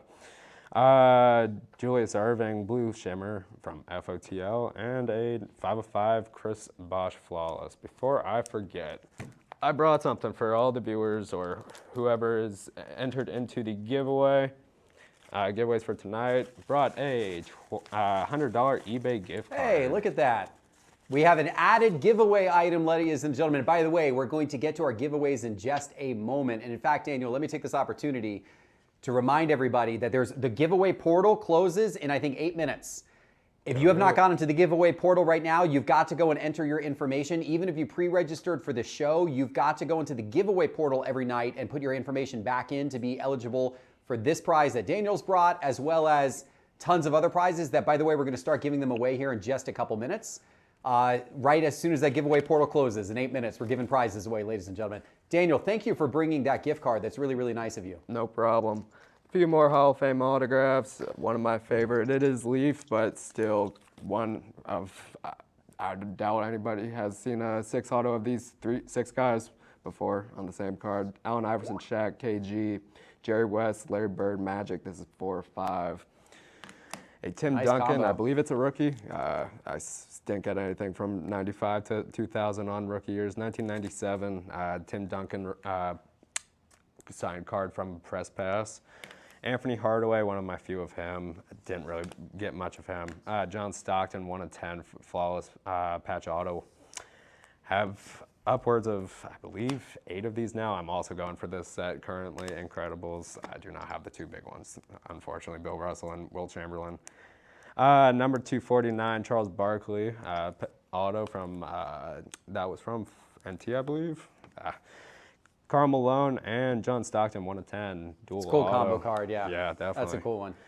Number to 15, Hakeem Olajuwon. Few more here.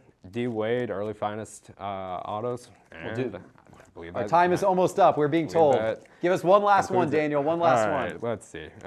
There's a cool one. 1/55, Bill Russell auto. There you go. There you go. Daniel, this is a pleasure. Everybody go follow Deez Cards, DEEZ Cards Underscore 13 on Instagram. Daniel is one of the best in the hobby. It has been a pleasure having you on, Daniel. Thank you very much. Thank you for having me. Awesome. And before we go,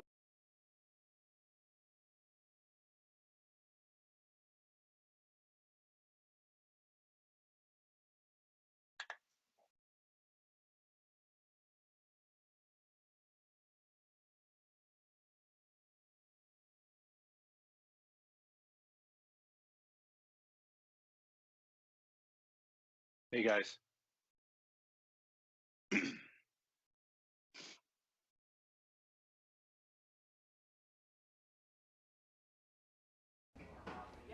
That all far right. behind. Hey, we're back. We're back live, everybody.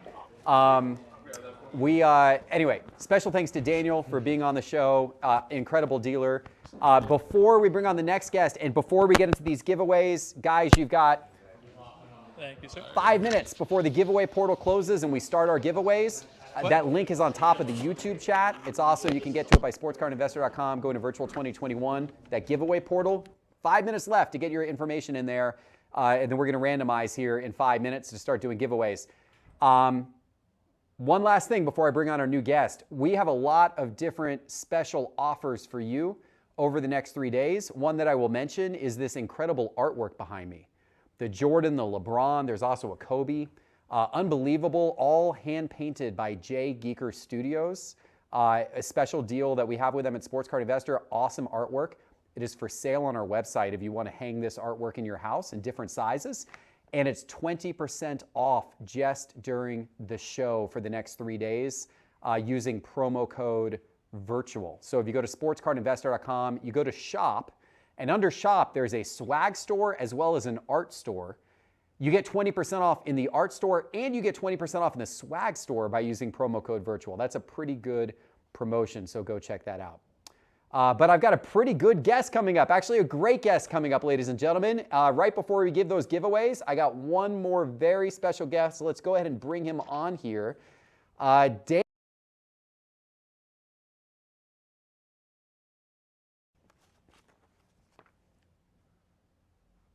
All right, I think he's on. Dan, are you with us? Dan. Dan. Dan is, yeah, I can. We got a little delay here, ladies and gentlemen. This fine-looking man is Dan from Stand Up Displays. He's got an incredible way to display your cards. And it's, Dan, are you there? Can you hear me now? Yep, I'm here, Geoff. Sorry. Yo, you're good. It's a little technical issue on our end, but this is we're doing this live, ladies and gentlemen. We're doing this live. So I was just starting to tell the audience, Dan, that you have an incredible suite of products there that I personally use in my house, in the studio, and you're going to do an incredible, ridiculous holiday deal for the audience tonight as well.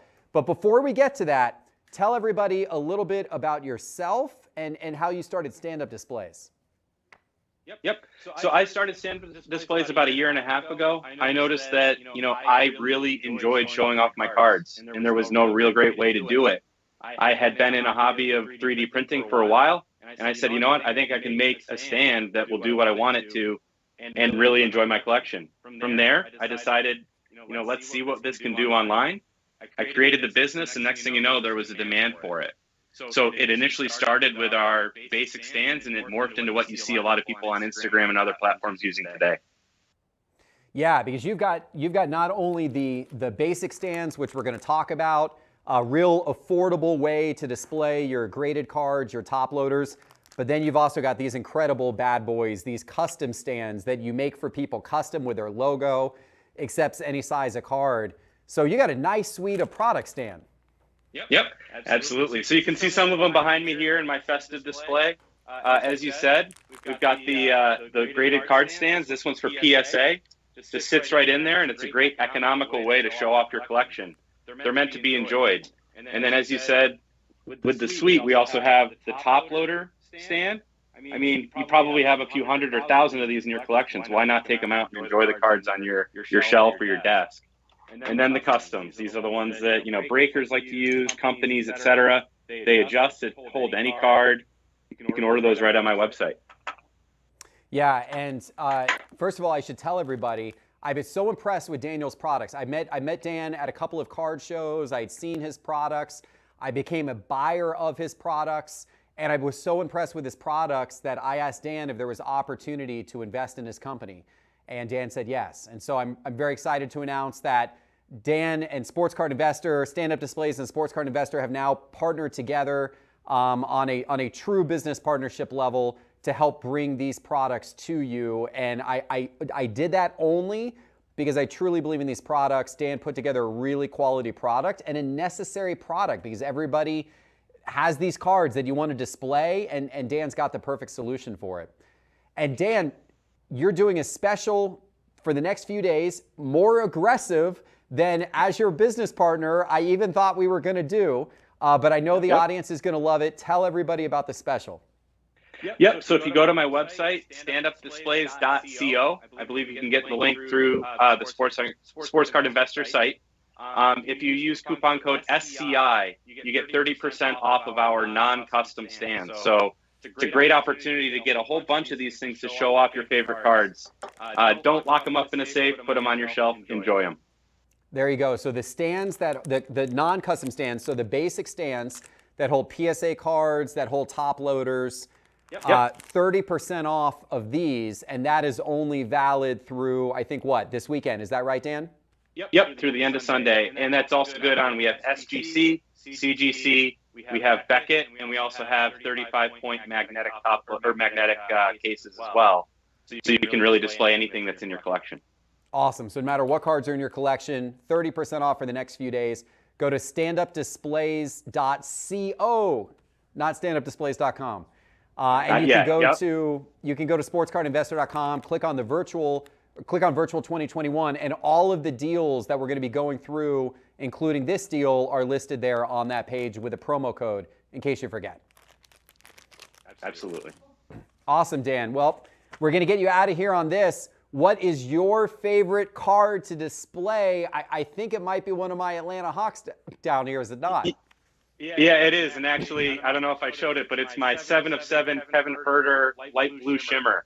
Herter's not playing as great as he had been. Actually, recently he's been picking up, but he's a local guy. I love to support the local guys. And it's fun to try to build rainbows in the Prism product. There you go. That's good stuff.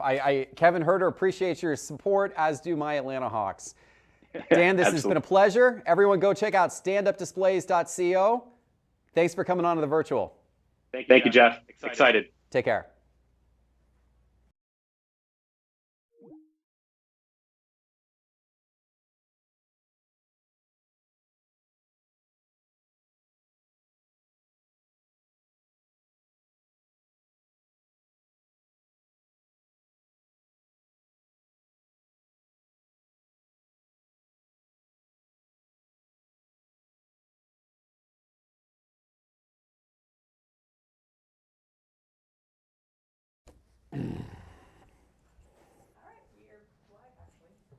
We're already live. Look at that, ladies and gentlemen. We're moving across the studio. We're already live.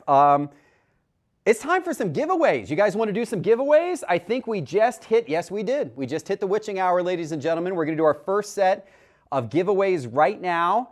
My team has just randomized, and we have our first set of winners. So what I'm going to do is I'm going to say the first part of your email address. So if this matches your email address, then what you need to do is there's a form you have to fill out to claim your prize. You must fill the form out within 3 days. That form is on the Virtual 2021 page on the Sports Card Investor website. Let's give out a few of these prizes. First of all, let's give out that $100 eBay gift card that Daniel just donated, and that is going to New Jersey 10S. Let's give out a 2021 TriStar Hidden Treasures autographed basketball box number 1. That is going to Mike's eBay 2001. Let's give out a 2020 Panini Mosaic basketball hobby box. That is going to Charm City Finest. Let's give out a 2021 Topps Chrome MLS Soccer Hobby Box. That is going to T. Gibbs 27. All right, so those are our first 4 winners. Congratulations. We will have over 100 more winners as the next hour and a half progresses. So do not go anywhere. A lot of the winners tonight, the big group of winners that are coming tonight, are going to be entered into a break at the end of the night, and we're breaking some ridiculous stuff, including a box of 2019 National Treasures football, thanks to our friends at eBay. eBay, as well as Topps and Panini, have been generous with so many giveaways. eBay is a wonderful sponsor of this show, and they've done a fabulous job of giving us tons of great stuff, including that 2019 National Treasures football hobby box that you're going to see broken live on this show later tonight. And we're picking out everyone who's in that giveaway portal tonight. So that's coming. And in fact, to facilitate that, we're going to reach out. We got a special treat for you guys. We're going to reach out to Santa at the North Pole. He has agreed to have one of his elves help us with these gift deliveries from eBay, because we need to make sure that they arrive on time. And so we want to track these closely and make sure that they make it to the breaker tonight. So we are going to go live to the North Pole, and we are going to ask for some help from Santa's elf, Holly. Holly, welcome.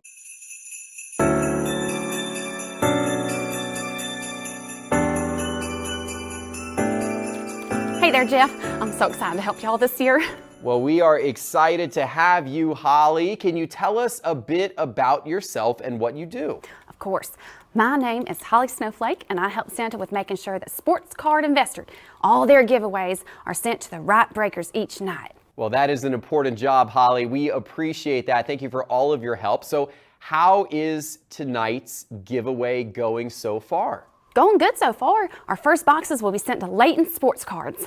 Yeah, and for those of you who don't know, Laden is based in the Orlando, Florida area. They have a new shop there, a wonderful shop to go check out and visit. That's right, Geoff. Now he'll be receiving boxes of a 2021 Panini Select UFC Hobby Box, a 2021 Topps Diamond Icons Baseball Hobby Box, a 2019 Panini National Treasures Football Hobby Box, and a 2021 Panini Obsidian Basketball Hobby Box. I mean, those boxes just sound wonderful, but all I know, I really wish I was in Florida. Those are some great boxes, Holly. We're going to be breaking all of those tonight. And yes, I wish I was in Florida too. The Florida weather, it is the best. Tropical, warm, hardly ever below 50 degrees. That is just lovely, lovely weather. Makes me think of beaches and fruity drinks. Those are the days. Anyway, Holly, are you still with us, Holly? You there? Huh? Oh, sorry there, Geoff. Man, all that Florida talk just got me up in a heat fog. I'm like a cookie pop in a freezer up here. Yeah, how cold is it up there? Oh, right now it's about 4 degrees. Just a few flurries, no big snowfall so far. Holly, are you okay? Are you? Oh yeah, Geoff, just fine. Yeah, I'm gonna go check on those boxes for Laden. You know, maybe get a hot cocoa. All right, Holly, that sounds like a good idea. Please be safe up there, stay warm, keep us informed. We'll check back in with you later. Okay. All right, that's Holly, ladies and gentlemen. And hey, we're gonna take a super quick break, and coming out of this break, we have a major announcement. Don't go anywhere. Hello! Hello! Yes, people always ask, why does Geoff start every video with his hello? But what they don't know is it's not just for video. Oh, good morning, Geoff. Hello! It just makes it impossible to get anything done here. Yeah, I think that's fine. I can send an email over to. Hello? I just need to see the package. The package? Can you? Yes. I'm gonna grab lunch. You want anything? Yeah. So I said I'll send the email over to confirm. Welcome to Crystal. Hello!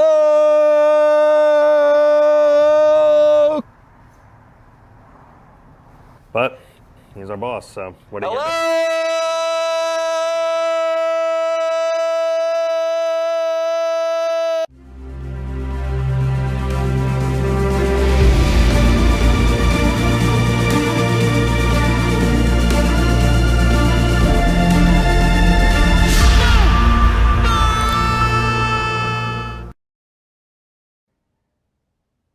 Ladies and gentlemen, I got something special for you right now. We have been working on a secret project at Sports Card Investor for the last several months.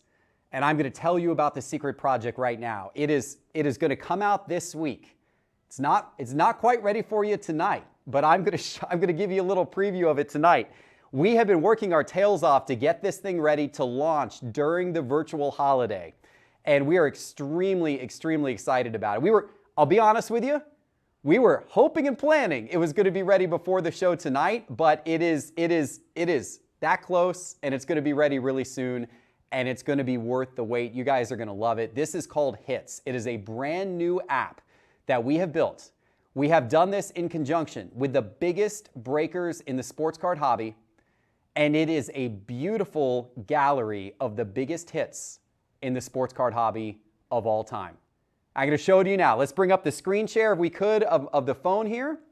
And let me give you a sense of what this is like, ladies and gentlemen. We have partnered with breakers such as Laden, and breakers such as Payton Cards, and breakers such as Mojo Break. And this app is unbelievable. It is outstanding. It is addictive. If you want to see the greatest hits of all time, past and also in the future, because as new hits happen across the sports card hobby with different breakers, we are going to be putting them in this app. It is an unbelievably fun app to flip through. It is an awesome project we have been working on at Sports Card Investor for the last several months, and we are honored to be able to show it to you tonight. I wish you could download it in the App Store tonight, but the App Store is a little bit backed up with all of their reviews of holiday apps. So it didn't make it into the App Store tonight, despite our best efforts, but it will be there in the next couple of days. I'll let you know as soon as it is. And but I still wanted to show it off to you tonight. There's a catch in a really, really good way. I shouldn't say catch. I should say there's a twist. But there's more, ladies and gentlemen. Not only is this app going to be an ever-evolving showcase of the biggest hits by the biggest breakers across the world, but every single one of these big breaker moments is going to get minted and go on sale as a one-of-one NFT.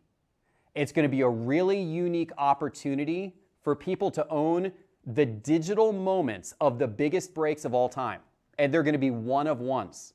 So if there's a card that you've lusted after, maybe it's a card that's a little bit out of your range for the actual card, but you could have the moment. You could have the moment and you could be the only person with the rights to that moment forever via the NFT. It's a really cool project. We have been working on this for a long time. I'm super excited to bring you the app and then to bring you the first of its kind digital collectible, bringing NFTs and the sports card hobby and the biggest breakers together in a way that has never been done before. We are very, very excited to bring this to you. And this app is going to be kept fresh with new hits as they happen. So if a new product comes out, like the Mosaic basketball that just came out, our goal is that the day after it comes out, you'll be able to see the big pulls that happened the day before right there within the Hits app. Every morning, it will be an incredible opportunity to scroll through and see what is happening in the world of sports cards. We are cataloging all of the biggest hits from all of the biggest breakers. If you are a breaker watching and you want to be part of it, go to hitstheapp.com right now. Hitstheapp.com. There's an email address. There's also a Discord. So if you guys want to find out more about this, if you want to be alerted when the app comes available, and also when we are dropping the NFTs of these moments, we're going to have a marketplace. We're going to have a secondary marketplace. You can find out all of that information through the Discord, and it's free to join the Discord. Go to hitstheapp.com and click on the Discord link. Hitstheapp.com is where you want to go right now if you want to find out more about this app. I really think you are going to love this. I cannot wait to get it in your hands. I can tell you, my entire team here, this is just like the funnest thing to flip through all of these ridiculous breaking moments of all time. Hitstheapp.com, join the Discord. We will keep you updated when that app hits the app stores, hopefully in the next couple of days. But the breakers, several of the breakers who joined this app, I wanted to bring them on the show to talk a little bit about the app, but also to talk about the breaking business in general and the evolution of card breaking. And so we're going to bring them in now. Now I'll tell you, this next segment is one that we pre-recorded earlier, and I hoped and thought the app was going to be out by the time we pre-recorded this segment. So I'm teasing, in this segment, I tease the breakers a little bit. I tell them, hey guys, go download the app. Of course, well, you can't go download the app right this moment. It happens. But we're going to play this segment because it's a great interview with the biggest names in sports cards, like Laden Sports Cards and Mojo Break and Titan Cards and Top Shelf Breaks. Who am I forgetting? Dynasty Breaks is in there. Jaspys, of course. I can't forget Jaspys. Mojo. I said Mojo. Anyway, awesome breakers. We're going to bring him in now. Enjoy this segment. Let's go ahead and get them on the virtual.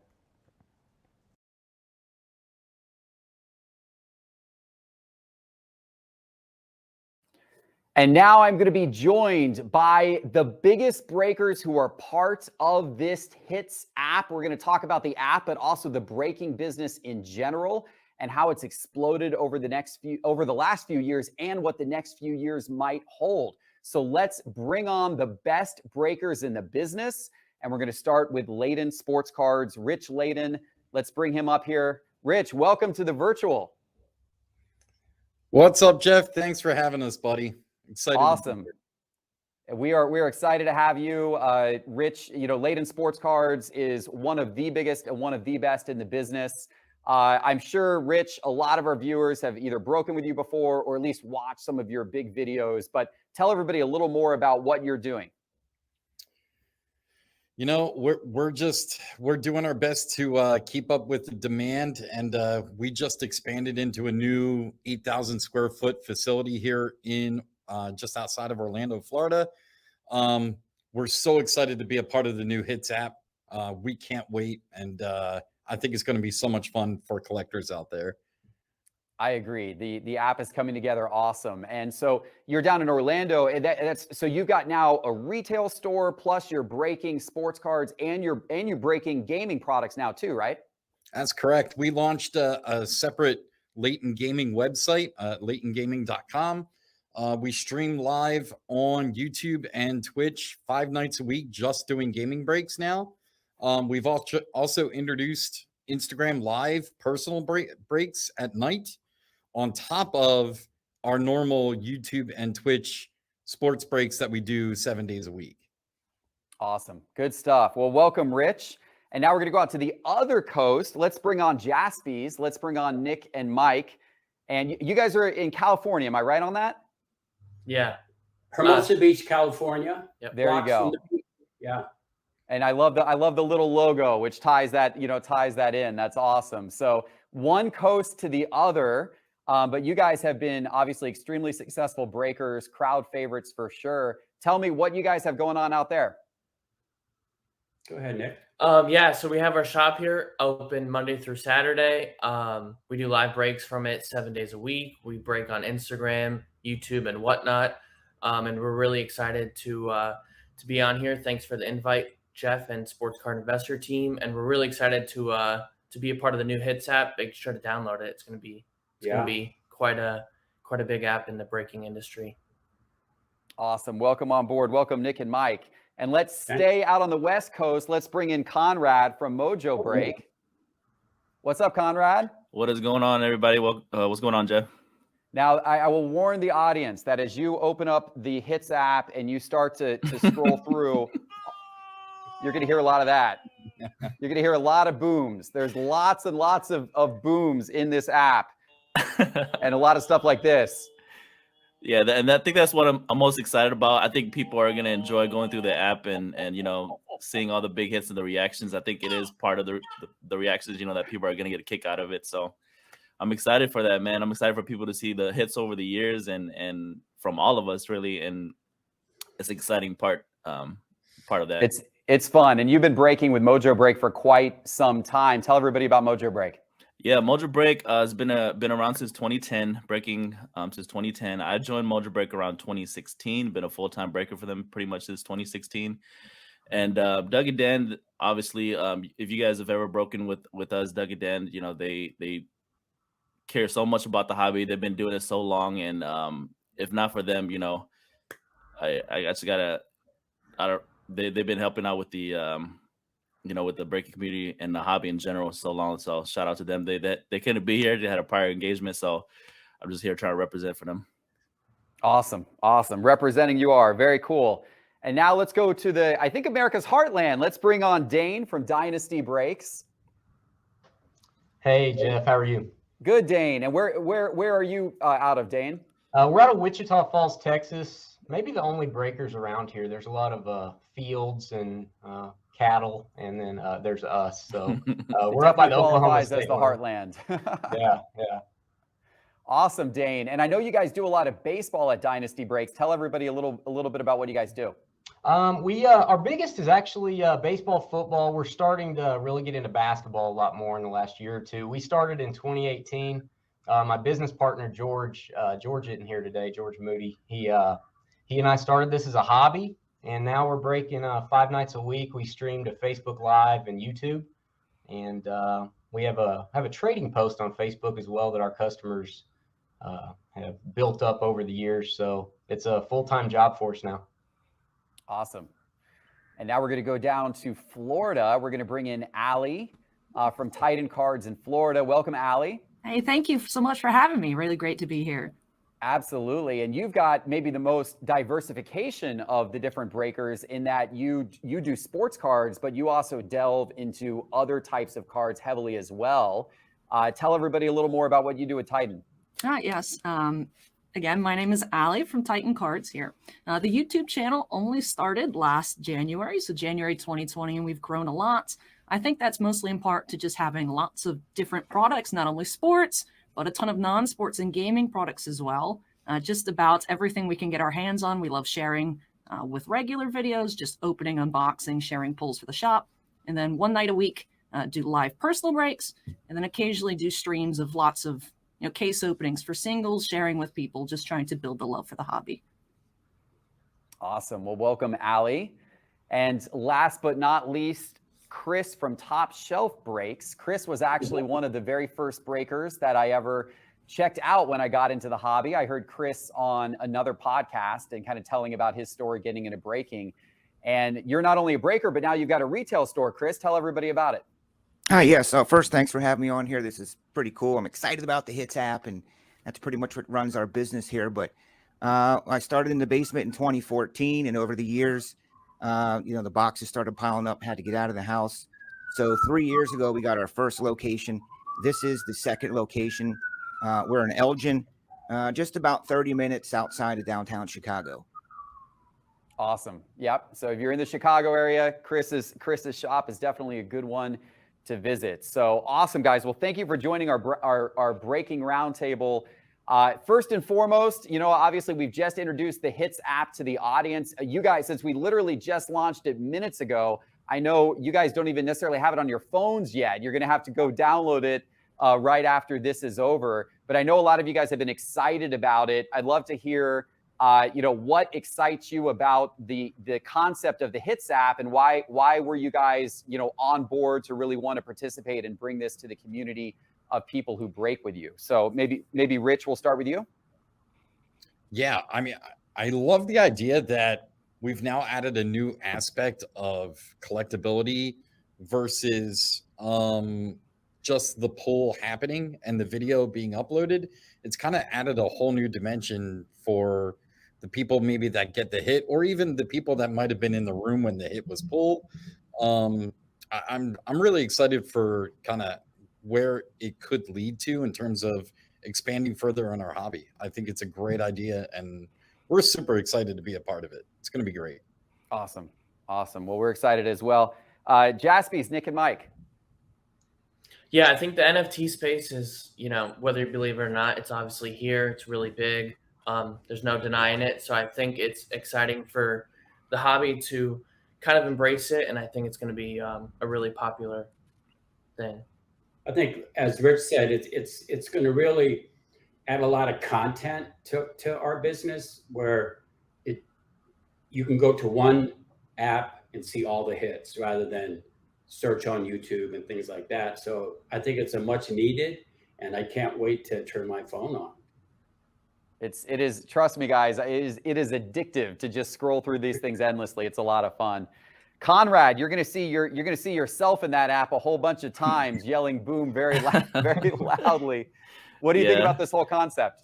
I mean, I think in general, obviously, super excited. Not only from you'll be able to chronicle all the biggest hits over the years, right? Because once a break video goes on YouTube in a normal upload, some people may never ever see that video ever again.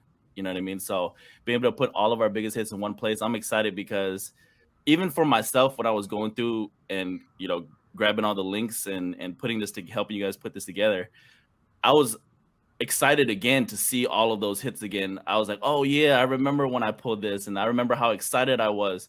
So I hope that excitement, also spills over to people who end up buying these NFTs and buying these videos, and being able to keep them in their own collection, because it was fun to put together the list again. And let me know how you guys like the reactions.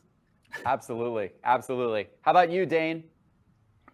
Yeah, just going, like Conrad said, going through the videos, these were a lot of cards I'd forgotten about over the years. They just kind of got lost. I feel like your app is going to bring all these to life again. We have a lot of folks that have gotten these big cards over the years, and I know they would like to have the NFT as well as the physical card. So you're bringing a lot of videos back to life that in honesty just get buried. So it's exciting, and this is the new wave. Yeah, for sure. For sure. Awesome. How about you, Allie? I'm really excited. I'm someone that really enjoys watching reaction videos because I'm into a lot of stuff that I don't really know people locally that are excited about.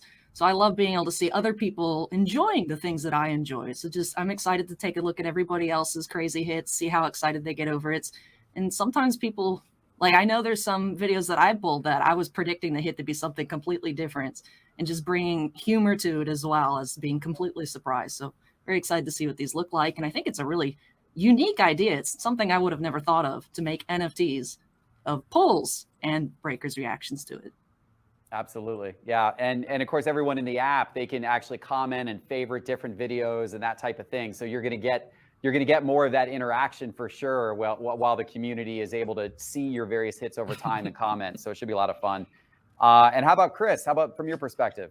I think it's a great concept. I mean, in the era of scrolling that everyone's used to today, it gives people something in addition to doing what they're normally doing to find all these hits. And I think collectors are going to want their big pools. And like we talked about, they may even want to collect some of their favorite players. It's not always about the super giant $1 million one-of-one card. There's a whole host of other type of hits you can find on there. And I think the collectors would want to own that and share it and show it off. So very excited about this as well. Good. Awesome, guys. Well, we are honored to have all of you on board and supplying incredible content to the app. And of course, we're going to continue to grow the app over time, both with adding more of these breakers catalogs and also including some additional breakers over time as well, so that we can get a more and more robust catalog in the app. In fact, our goal is every single day to be adding new videos into the app. And going forward, as new products are released, we want to try to get videos from those new products into the app quickly, so that everybody can see, as big cards are being pulled across the breaking sphere, everybody can see what those pull moments were like. So awesome. Well, I wanted to talk to you guys as well, not just about the app, but just about how breaking has changed and evolved and has really grown over the last couple of years. I feel like, obviously the concept of breaking cards out of a box, it's how everything starts. It's how everything in this hobby starts. It's how really, card collecting and card investing is born, by cards coming out of a box. And the fact that that has become so accessible and so exciting, and with such a community feel around it, I think is one of the reasons why the sports card hobby has grown as much as it has in the last couple of years, because people have been exposed to these breaks. And it's obviously so much, the fact that you can participate in the breaks that way today, is something that didn't exist 20 or 30 or 40 years ago, when, a lot of us were doing this as kids. So I'm just curious to hear, as people have been in the business for a bit, what has this last few years been like? And maybe we'll go in reverse order this time. Chris, we'll start with you. Well, I think we've seen over the last few years, it's pretty clear and obvious, there's been a large influx of the sheer numbers of people that are doing breaks. Even prior to the pandemic, I think we were firing on all cylinders, so to speak, and everyone was doing well. So there's just been a sheer number of breakers entered into the breaking industry. And then that in turn turns into consuming more product a lot faster, and then there becomes more demand and the prices go up. So I think it's flourishing. I think it's just as good as it was years ago, and it just keeps getting bigger and better and more mainstream at this time. Allie, how have you seen things evolve? It's been a lot of people stretching out into not just sports, but a lot of non-sports products. Here at Titan, when we first started the channel last January, it was just my boss and I. We enjoy opening up a lot of product, checking things out ourselves. I enjoy watching other people open boxes. So we figured we'd start off with that, doing a lot of just product previews and sharing with people. And then, of course, with the pandemic, we were closed. We figured people can't buy stuff locally. We're completely closed. May as well offer online to open boxes for people. And that's really how we got started. So it's a lot of just, for me, all of this is very new. I had to actually look it up. Our first break that we did here at Titan was only last April. So unfortunately, I don't really have too much input to how breaking has evolved. But it's definitely very fun to see the community grow and people really spreading out more than just the big three of baseball, basketball, football. Yeah, for sure. And that's one of the cool things about it, is since you can participate in these breaks online from anywhere, you can also find the breakers who are specializing in the types of products you want to open. And it may not always be those mainstream sports products. And it's neat to be able to see that. Dane, how have you seen things evolve? Yeah, it's kind of a perfect storm. I think everyone that collected in the 80s and 90s, like myself, I'm getting old, they're coming back. They've got jobs. They have kids now. They want to get their kids involved. So it was already heating up. And now with people staying home and people wanting something to do from home, to have things delivered to them. So breaking is like the DoorDash of cards, right? All these type of concepts are taking off, and it gives a lot of access to people that don't have a card shop in their area. I'm over 3 hours away from the nearest card shop. So, there's just a ton of people in my area that they're never going to go to a hobby store. So breaking is it. And especially the higher end products like NT, Flawless, Transcendent, it's a little more cost effective to get in. So just all these things have fueled the fire over the last 2 years. Absolutely. Conrad, I'm curious, have you seen a change, through the pandemic from your perspective? Is how much has the pandemic fueled this, or how much fire was there even prior to the pandemic with people participating in your breaks? I mean, kind of just going off what everybody said as well already. It was hot before the pandemic, and it's gotten hotter since the pandemic. And I'll say in general, like one of the biggest things I've noticed, obviously not just the growth and so many new people in the hobby and in breaking in general. I think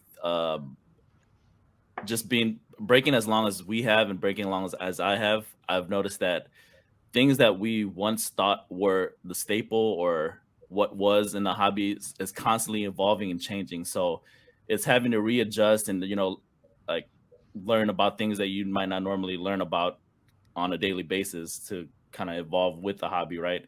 So that's probably what I've noticed the most is that what I thought was, the best product or the best card to collect is not the same as it is now. So with all the new people, it brings in a lot of new ideas, a lot of new, things that people like. So that's what I've noticed in the last 18 months. One of the cool things about it, it's dynamic, ever changing, right? Of course, there's also a lot to learn with that as well, but it keeps you on your toes, and it's fun to watch how it all develops. Nick and Mike, you guys obviously have a retail store out there. Was your retail store open prior to the pandemic? Yeah, just like a few months before. We had just opened our new store. So did breaking kind of keep you guys, growing and evolving through that time when obviously I'm sure you guys went through a period of time where your retail store, wasn't able to have any or many customers? Yeah, I mean, we did curbside pickup. How many were we getting a day? Like ton of people coming, picking up their breaks from the night before. So I think the biggest change has been definitely, new customers who haven't, collected cards since they were kids. The new sports we're breaking, I would have never thought we'd be breaking, F1 or UFC, even the amount of soccer we do. So I think that's been one huge change. Yeah. I think the biggest change that I've seen is the investment in technology. When we started, you had Breakers TV 8 years ago, and there were people doing it on a few other Twitch and things like that. But Breakers TV was it. And it was a very arcane type app. I mean, it just didn't have good production value. Now there's, YouTube and Facebook Live, and you have a host of different, you have the apps, the new apps coming out, apps like Whatnot, and just a lot of investment from outside the natural hobby that has come in the last 18 months. I mean, you can see the change. They're buying card companies, they're buying grading companies. There's a lot of action going on. There's definitely a lot of action going on. And I know, Rich, you're one of the original breakers. You're one of the OGs. So you've kind of seen this the whole way through. Did you ever think breaking when you started would kind of get to where it is today? No, no, not nowhere close to where we are now. And I mean, one of the biggest things over the last, like everybody else was mentioning before, I think the demand for growth in alternative brands that F1 push has been insane. UFC, soccer, and then obviously, like we spoke about in the beginning of the segment, with gaming. That was an avenue that we really had no intention to explore, but the demand from our customers literally forced us to open and create a new website, a whole second live feed, the hiring of more shippers, more people that were familiar with gaming and training people differently. Ever since basically just pre-COVID, that really all kind of fell into our laps. It's been wonderful, and it's been a great learning experience. It's been awesome to see the growth. All right, I'm going to throw this question out just to kind of the group as a whole, anyone who wants to jump in and answer. While breaking has exploded in popularity and obviously your businesses have all grown, I'm sure it's also not without some of its challenges. I've often heard that, breakers feel like they can never quite get enough product or, things of that nature. What are the challenges that the breaking community is facing right now, and how might those challenges maybe be overcome in the future? For me personally, handling the growth has been our number one challenge recently. We've been doing this a really long time. Breaking for 10 years. We've been shop owners for 9 years. So the growth and the challenge of handling said growth at the correct rate has been our biggest challenge recently. Making sure that we have the right amount of shippers, making sure we have the right amount of employees in order to dedicate our time to meet those demands properly, rather than just adding on a bunch of breaks or a bunch of shifts. We've been trying our best to kind of stay ahead of the curve and be able to handle more demand as it comes. For us here at Titan, the issue with getting enough product is taken to the extreme. Even though our physical shop is very small, of course, we still want local customers to be able to come in, grab boxes and whatnot. Case breaks, of course, are very popular, but just this past week across 4 distributors, we got 2 boxes of Contenders Optic basketball, 2 boxes of XR football. So it's hard. Does one box go to the store? One box goes to the website for breaks. It's very difficult to meet that demand. A lot of people ask why we don't have certain products, and unfortunately, it's just unable to get it or unable to be able to fairly price to our customers based off the prices that are available for us to acquire that product at. And then just being able to keep up with the amount of people that want breaks. Here at Titan, I do all the videos, I pack everything, I open everything, all the streams, all the recordings. It's all just me. It's like a one-man operation here, and I like it. I like being able to interact and know people personally with their polls and remember what people enjoy. But it is just difficult finding the time to keep up with everything alongside those product issues. I can second that. I know for every year around this time of the year, I start thinking about what's in store for 2022, and I have to find more quality, trusted help around here to help expand the breaks, to be on the air more, to do more fun things and promotions. And it does get difficult finding the right people. I'm sure we can all agree with that. We've all had stories over the years of things that have gone really horribly bad. We're all very controlling of our brands and how they're perceived. So you got to find the right people. And that's one of my goals, is to help expand this even farther so I can focus on other things, finding the right people and continuing to grow the brand. And that's proving it's not as easy. And Rich has always said that from day one when I met him, is you got to have the right people, because it's a very sensitive business of breaking right now. It's a lot of dollars at stake and a lot of reputations and your brand, quite frankly. Yeah, we're streaming 7 days a week on 3 platforms. So, and when you do that every day, there's more and more and more cards. And like everyone's saying, you have to have people to sort, ship those cards. And that's our biggest challenge is keeping people. It's a very monotonous job, sorting and shipping cards all day long. So it's a real tough job, and it is hard to get people to really do that well. And once they learn that, and once they get that feel, then all of our breakers started out as sorters. So it's a great way to start out, but it's a challenge for us to keep that going. Yeah, I think the biggest challenge has been getting all these new influx of customers, that haven't collected, like I said before, since the 80s or 90s. What's a pick your team? What's a random team? When does my break happen? So, getting, info and, trying to teach all these newcomers to the hobby, what the industry is nowadays. That's been a big challenge for us. I'll speak to that too. We get a lot of folks that they'll watch us for 2 or 3 weeks. I'm sure you guys all get this as well. And then they'll start chatting and they start to understand a little bit. Our biggest thing we've done recently to help us answer kind of the same questions over and over was create some tutorial videos.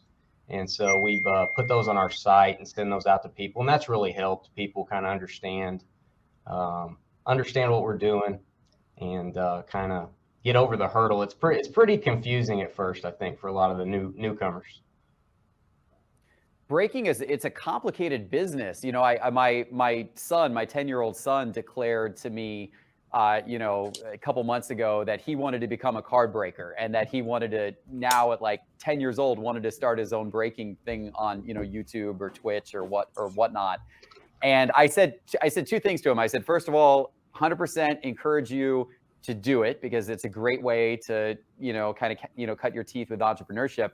But then I also said to him, you got to understand that the breaking business, it looks fun being in front of the camera and opening some cards and pulling a big hit, but the degree of operations that go on behind the scenes for you guys to deal with the customers on the front end with the orders and the complexities of understanding what they're buying, like Dane said, but then especially on the back end, dealing with all the sorting and the shipping. And I can only imagine what that is like. And I actually kind of talked my son out of it when I was like, for every minute you're on camera, you're probably going to be, 15 minutes behind the scenes, like dealing with all of this other stuff. And it didn't quite seem as fun to him anymore. But I respect you guys because you guys have built up incredible operations. The operational side to support all of this is got to be super strong. All right, let me get you out of here on this. I want to ask each of you, what is your favorite card that you have ever pulled? Let's start with you, Rich. Thanks for starting with Rich. I can. Come on, man. We all know what that card is. So I mean, I didn't even get to pull the card. The best part for me was actually receiving the phone call while they were on the air when the Luka Doncic Logo Man RPA was pulled. You can actually hear like it. So I was watching the feed and I got the phone call at the same time. I was at home and Brad called me on the phone and actually said, you have to get on the live feed right now.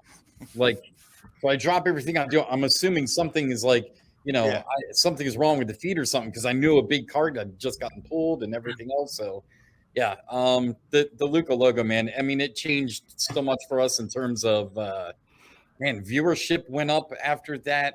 Customer count went up after that. Just the eyeballs on the entire breaking community went up after that. I so many different people reached out to us about the card or about the moment. We actually did news interviews about it. That was just such a cool moment. And, hopefully somebody is lucky enough to own the NFT of that moment happening on the Hits app. There you go. That will be available for sale in the future. Sure. Yeah, absolutely. Just to re kind of kindle that moment and that pull, it's going to be so special. We're really excited for that. Awesome. Nick and Mike, how about you guys? Mine was a few years ago. It was 2018 Topps Allen Ginter. My dad had a card in the set. He had an autograph card in the set. Maybe, how many did you sign? 10? 10 cards in Allen Ginter. Who knows how many cases they make. The first case, the second box that I opened, I pulled the Mike Jasperson autograph. That's awesome. So that's so cool.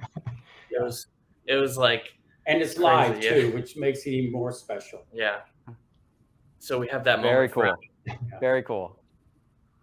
Now I think we have to put that as an NFT too. I think we We'll have to get that one for sure. We got to drop that in the Hits app. Awesome. Conrad, you pulled some incredible cards. I imagine it's hard for you to pick. What's your top? First of all, I want to say I'm super jealous that Jaspy got a card and Allen Ginter. That's one of my bucket list items, and I don't think I'm going to get a chance because there's only, we got like 2 years left on that. I would say, and people who have been breaking with me and following me for a long time will know this is my answer. Literally my favorite card is not the biggest card that I've ever pulled, but I'm a huge fan of Revolution basketball. I have been since the product first came out in 15, 16. I was big at pushing that product back in 2015 because people back then were more a hit based. So when Panini came out with Revolution in 2015, people were like, I don't want this product. There's like 2 autographs in the whole case. I'm like, bro, listen to me. This is a beautiful product, and the Galactics were like so special to look at. I felt like they were like one of the most beautiful parallels I've ever seen. So anyways, fast forward, I've never pulled any big rookie from any year of Revolution. Let me say that first. Up until 2018, I never pulled a big Galactic, of a rookie from any year. 15, 16, 16, 17, 17, 18. I didn't pull none of the big rookies. Finally, I think it was like around April of 2018, I finally pulled a Galactic Luka Doncic rookie card.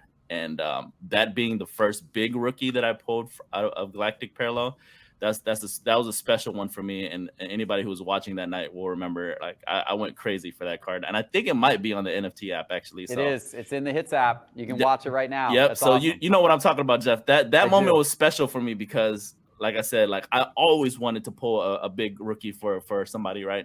And I was never able to do it previous years, even though I love Revolution with all my heart. So it was great being able to pull that finally. Awesome. Dane, how about you? The coolest card, again, I don't know if it's the most valuable card, and I guess it was 2019 Flawless Baseball. We opened a briefcase, and it wasn't even one of the encased hits. It was at the bottom of the little cardboard box.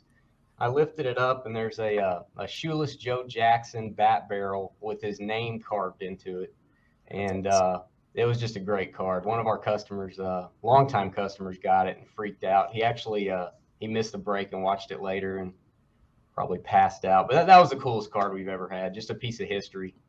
I love stuff like that. So that's an awesome one. Awesome. How about you, Allie? It's really hard. I was sitting here thinking, I'm like, oh, there's so many moments that I could think of that I loved. But I like to do a lot of cosplay breaks, like to dress up to match the product. If I'm opening Star Wars, at least try to put on some Star Wars themed items. And one time last winter, we were opening up 2020 Star Wars Masterwork from Topps, and I was wearing a Harrison Ford Han Solo jacket, and that's when we found the Harrison Ford silver frame autograph number 5. And I remember just switching out from the card view to the full view and just being like, it's the jacket. And that's become like, just anytime we open Star Wars, some people in chat will type it's the jacket. It's become one of the more iconic moments of the channel, I feel. So that's just great all around. It just happened to match. I just found that super neat. Really great card, and the person who got it was super excited to have it. So that's one of my favorite moments on the channel. And Chris, how about you? Well, I mean, I have trouble remembering my wallet, keys, and phone half the time, but I'll think back to when we first started. I really do. It was maybe 2015 or so, and we were opening up high-tech baseball, and that was the first time I got to see, a Mike Trout autograph. It was a pink 1/1 auto. And when you're first starting out in the business and you pull a Mike Trout auto, which you hardly do anymore anyway, I do definitely remember that one standing out. And just, I don't know, last year or so, I had a guy going crazy with personal boxes of Optic Contenders late night, 1 o'clock in the morning. And we pulled the gold Justin Herbert autograph, rookie card out of the last box. And it was 1 o'clock in the morning. It was late. And he just went through basically the whole case and finally hit that. So that is on the Hits app as well. I definitely remember that one, and a host of other things. I'm sure we all have so many cards, but it's not always a super monster. It's just a memorable moment. And again, that's what the Hits app is going to be for, to relive those times. Absolutely. Awesome, guys. Well, hey, it has been an honor to have you all on. Some of the absolute best breakers in the sports card hobby, some of the most important people in the sports card hobby, because you give us the entertainment that continues to draw us in. So thank you all for joining. Appreciate it, and happy holidays to all of you. Happy holidays. Thanks, everybody. Happy holidays.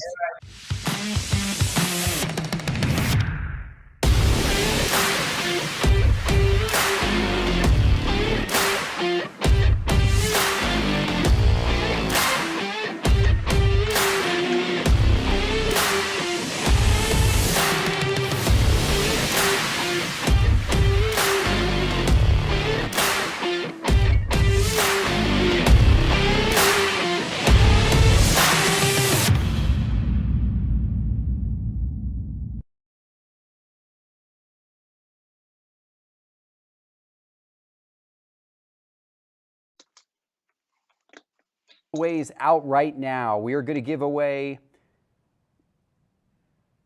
a Topps Women of Star Wars box. That is going to Celtic Nation 334.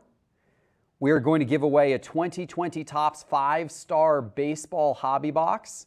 That is going to Devil Driver 14843. These are the first part of your email address. So that's the first part of your email address.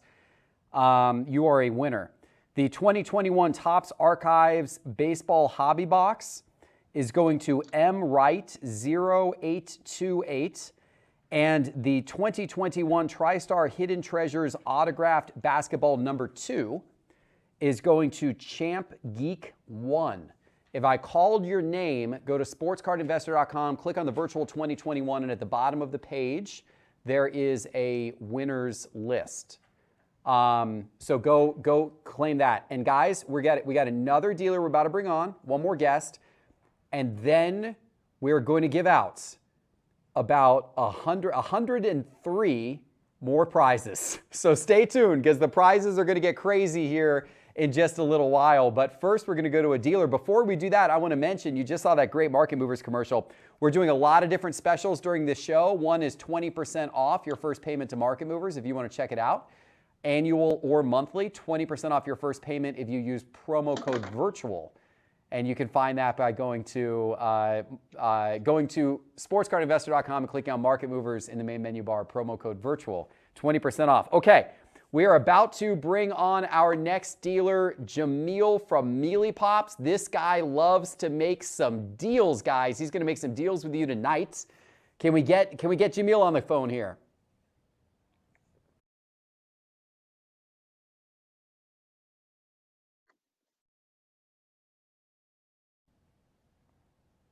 And there he is. Jamil, how you doing, man? What's up, Geoff? What's up, Jamil? It's great to see you. Hey, first of all, what's going on down there in Gainesville? We got a new coach. Are we excited about this? Is this going to be a good thing for us here, Jamil? I think. Yeah, first off, thanks for having me on, and hello to everybody out there on the interwebs. Gainesville's in some turmoil, and then we fired our coach who we thought was going to bring us to the promised land, and now we got a new guy. So, I mean, we have no idea. I do know one thing is I think that the Gator Nation is ready to go. They're ready for next season to start already. I'll tell you that. We haven't even got to our bowl game yet. But yeah, it's a little shaky in Gainesville, but we'll make it.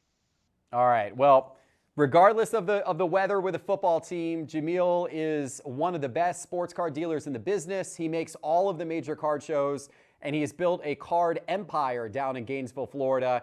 He's also a big deal maker on Instagram with Mealy Pops Madness, and we're going to make some deals here tonight for you guys during the virtual card show here as well. Before we go to that, Jamil, tell everybody a little bit about your Mealy Pops Madness that you do. Yeah, so we actually just passed session 50, Geoff, which is crazy for me because we started these events on Instagram. They were these live events, and we even tried one on one of the very first virtuals. It was crazy because it shut everything down. We had I want to say 900 comments a second when we tried it, but it was an idea we had during the pandemic, and people were at home, and we said, let's card sale. Let's not do that on our Instagram live. Let's do like 50 cards or 60 cards, and now we've stepped it up to 100 cards on a table, boxes of wax, memorabilia, comics, Pokemon cards, everything you could think of. And we just had one this past Saturday night, session 51, where we went through, over 2 to 3 hours on Instagram Live, I don't know, about 200-300 cards. Gay had a bunch of wax that we sold. At our 50th session, we actually made T-shirts. So for people, it was really fun. If you found a card that had a redemption on the back of it, you want a Mealy Pops Madness T-shirt. There's only 50 of those bad boys, so they're gonna be on eBay soon, I bet. But we have fun moving cards, and that's kind of what I've been about. I started this shop a long time ago in a room in our house. We call it the eBay room, and it morphed into a card store about 3.5 years ago. So we love making deals, selling single cards, and now we're a shop, and that's kind of translated a little bit into Pokemon. It's translated into wax, which tonight, stay tuned because I have some incredible deals on wax. Santa's he's come to town, Geoff, and I brought some wax. I can't see you, by the way, Geoff, but I know you're beautiful on the other side. If Kelly can hook me up with a visual, it might help. I can see you, Jamil. I would just throw you off your game. So I'm glad you can't see me, because let's bring the people those cards and wax now, Jamil. Let's do it. All right, cool. So let me go ahead and flip this on you guys. And we have I built a little makeshift set here. So I try to include some virtual aspects, some Muley Pops things here. And everything I'm going to show you guys now is on our eBay store. You can check our eBay store. It's literally Muley Pops. So if you can spell Muley Pops, which is right in front of you, you'll be fine. But our eBay store is not always it's not filled with a lot of volume because we move so many things. So I'll just show you a few things that I have. If you ever come to a card show, which maybe Geoff and I can talk a little bit about, we're gonna both be at a big card show this weekend in Tampa. But here's a Patty Mahomes RPA out of 5. This is on our eBay store. And by the way, I know this is a really important fancy coupon I made here. Yeah, check this out. I just kind of made this on the fly. So Muley 20 Virtual is good for 24 hours, and it's 20% off. So you could get 20% off anything, and I think it might even work on offers. So don't lowball me because I can't really help you out. But we'll make it work, man. So here we go. So Mahomes RPA out of 5.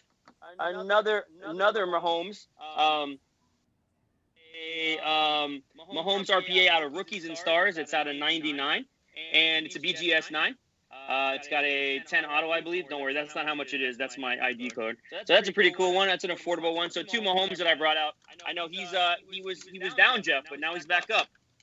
So interesting watch. Here's a couple. These are some cool baseball cards from my baseball friends out there. So these again are on our eBay Muley Pops. I picked these up at a show recently. You very rarely see these old Fabric of the Game cards, and I love these because they show you the exact jersey and the exact pants that they came from, right? But the other side of this, bang, right there, as you can see. Check that out. 101. Oh, wow. Little 101. Yeah, 101. So these are from 2003. So I have at the grade point, it doesn't really matter to me on a lot of 101s. I know a lot of people it does. Some people, it's a great debate. But here's a Gem Mint. It's a 9.5. That's a Lou Gehrig. And then here is the Bambino BGS 9. So these are up on eBay. Feel free to go out. That might be a nice little Christmas present, right? I think I'd like that one, Geoff. Mr. Peacock. I know a lot of people love parallels. Here's a Ronaldo PSA 10 Peacock Choice out of Mosaic Choice. These are very hard to hit, and this is a PSA 10. So if you're a Ronaldo guy, I love soccer. I love soccer market. I've been buying a lot of soccer. And actually at this big convention this weekend, I'm going to be breaking a box of this right here. I think you know what this is, Geoff. Wow, you're going to break a box of the first Prism World Cup? That's Jamil. Isn't that like a $5,000 or $6,000 box? There's a couple of comps at 8 and 7. Yeah. So this is a product that's starting to trend up. We sell on all different platforms. So we're going to be doing this off our Whatnot account, which is Muley Pops at Collect.com this weekend. This will be on Sunday.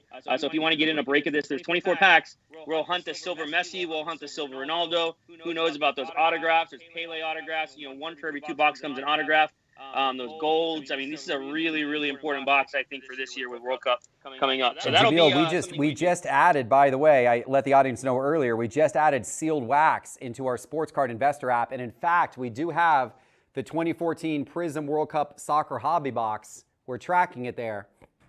I love it. You guys, I mean, that's a cool thing about, what's happening in the game. I'm watching the virtual tonight, and I think everybody's seeing innovation, right? You're seeing the changes and everything that's happening. So for you to be able to have that and for people at their fingertips to look at a market tracker and to see some data, I think is only helpful, man. So props. Thanks for doing that. Thanks for getting the wax tracker out there, baby.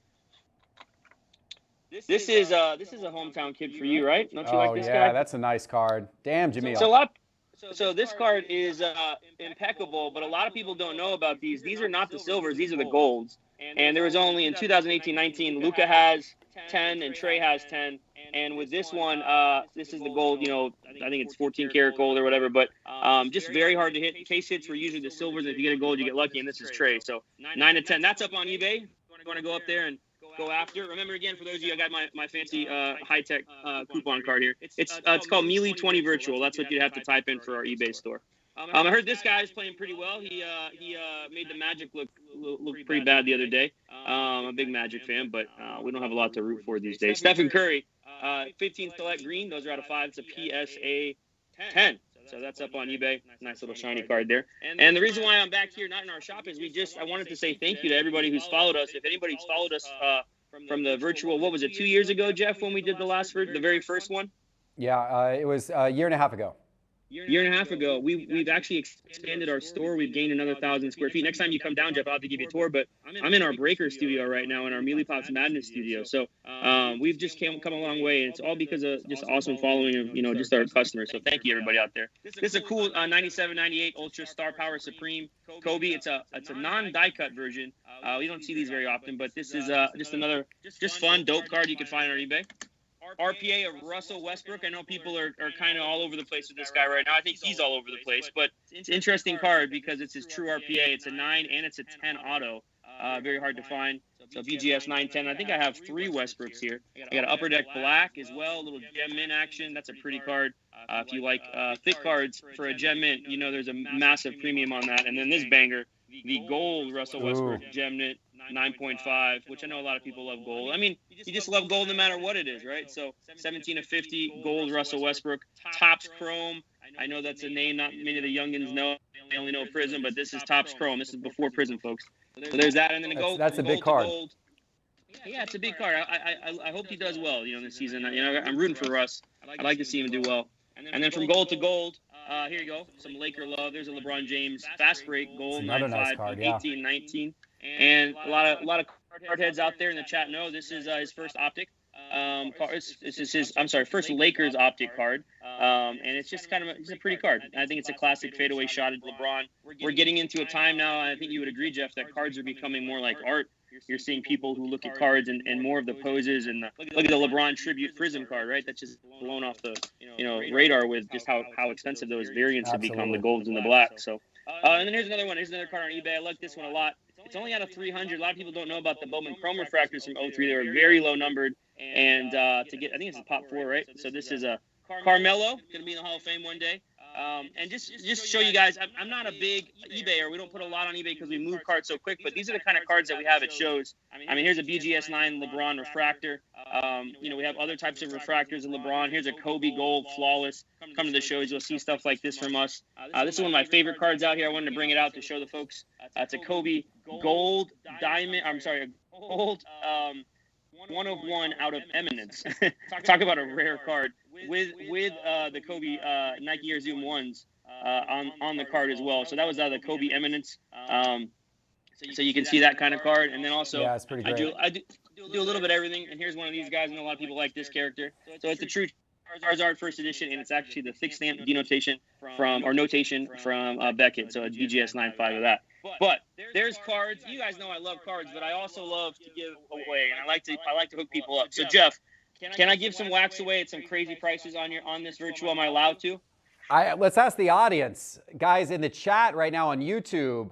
How low do you want you to be able to go with his prices? Is it cool if he gives some ridiculous, sick wax deals to you guys for watching the virtual tonight? Let us know in the chat. I'm assuming, Jamil, they're saying okay right now.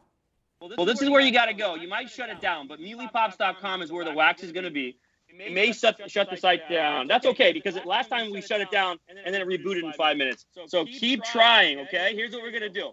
I have these little pink stickers over these boxes. I'm going to show you what they are. There's limited amounts. I think we have like 20 boxes of this, maybe 10 chrome, maybe 12 of there. But let me just go through it. So here's a Hobby Mosaic.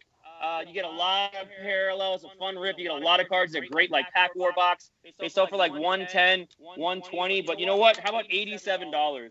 Somebody wants to grab one of these boxes. There's some online, MealyPops.com. $87. Feel free. Have at it, baby. Go in, go hard. All right, next up, for you baseball lovers, this is not Topps Chrome regular Hobby. This is the Hobby Jumbo. These are the ones with 5 autographs per box. I think these boxes go for $325 to $400, somewhere in that range. $275 tonight. I only got, I think, 10 of them on the website. So have at it, baby. I like this, Jamil. This is good. Some sealed wax investors out there might be scooping these up as we speak. They can track it on the app, right? They can see the wax ebbs and flows. So here's a crazy product that most people don't know about. It came out last week. It was an online-only product. It was its range when it first came out was $250. I just saw today a sale for $400 and $350. It's Classics Premium. It's the choice product. So this actually comes with a single pack with 2 autos in it. And here we go. I will let 12 of them go tonight for $255. I don't even know what I'm doing. Just have at it. Merry Christmas, Happy Holidays. Go hard on that. There it is. There's only, I think, 12 or 15 of those on the website. Again, mealypops.com. That's how you can find us. Follow us on our socials. We'd love to see you on those platforms. Don't worry, I got more wax coming. Hold tight. Sit tight. I'm making space for it right now. But mealypops.com is how you find us.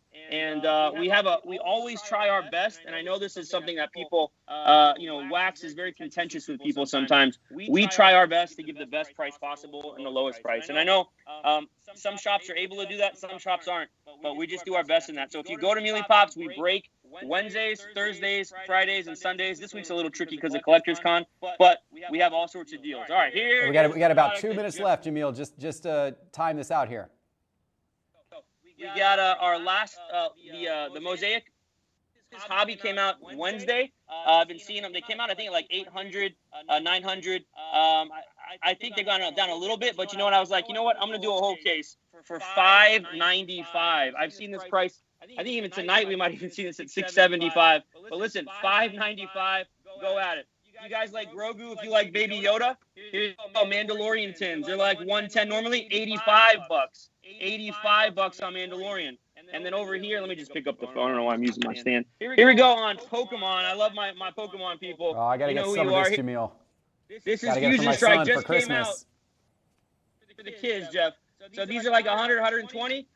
About $90 on a box of Fusion Strike. Just came out. And then Chilling Reign, I got it $85. Tell me where you're going to find a booster box for $85. And lastly, let me just finish with this, Geoff. Here we go on some of our memorabilia. We got Gator memorabilia, and this guy next year is our future, baby. Go Gators, Anthony Richardson. We hope that he does some big things. That's all on our eBay. You can find it there. Go Gators, Jamil. Appreciate you guys it, man. so much. Hey, man. tell everybody about your I'll card see show you. in Tampa. I'm going to be there on Friday, right after this thing wraps up. Yep. So Friday, Saturday, Sunday, biggest card show in the Southeast. Definitely for Florida. It's called Collectors Con. It's not mine. I help promote it. I'm a sponsor of the event, just like Sports Card Investor is. But I was a part of the team to help found it, and I love it. It's going to be awesome. It's sports cards, Pokemon, comics, Funko, autographs, PSA. Beckett Authentic will be there. CSG grading will be there, on-site grading. Actually on-site grading, which is hard to find these days. And there will be autograph guests. Randy Arozarena, American League Rookie of the Year, will be there. So it's going to be a lot of fun Friday, Saturday, Sunday. And how you can check it out is collectors-con.com. Go buy tickets and come find the Mealy Pops booth and come find Geoff. We'd love to see you, man. You're the man, Jamil. Good to see you, my friend. Let's go. Take care. That's Jamil from Mealy Pops.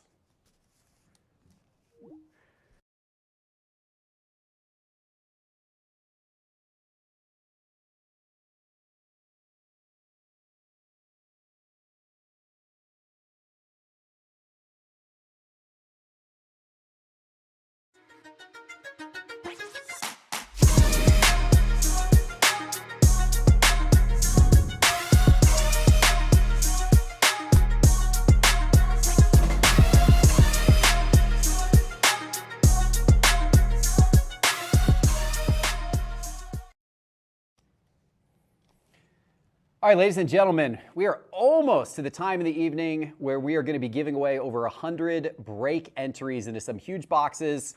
We got a couple of guests who are going to make quick appearances before we give out those spots. One of these guests, his name is Tim. He is the founder of Slab Strong, which is another product in the hobby that I am absolutely in love with. They are protective bumper cases for your cards, for your PSA graded cards.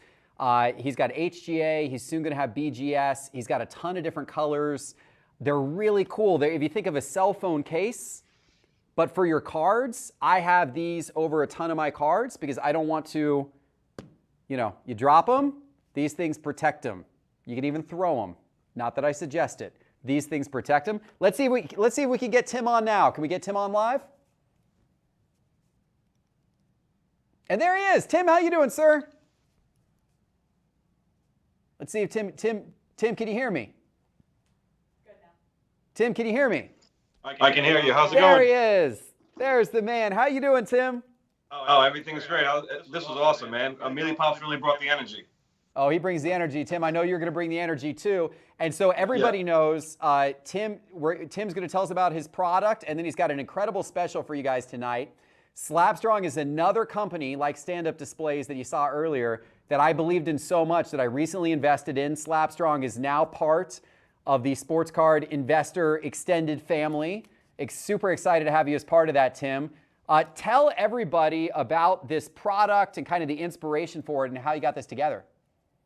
Yeah, so what I really wanted to do was, honestly, I saw the value of these cards going up and up and up, and I saw a need to protect these things, right? Everyone walks around with their cases, and everyone has it in a bag. So what I came up with was a bumper and a sleeve, like you were saying, for these cards. And what I really wanted to do is defend against the dings, the dents, and honestly the clumsiness of things like that, to where now you don't have to worry about your card breaking, things, scratches, anything like that. And then so I also designed it in a way to where the plastic itself never touches anything. So I took away all the scratch points with the design I have. Now, the other point that I really wanted to hit, besides the protection, is we all have our own private collections. We all have what we love to collect, and I really wanted to hit people with the colors.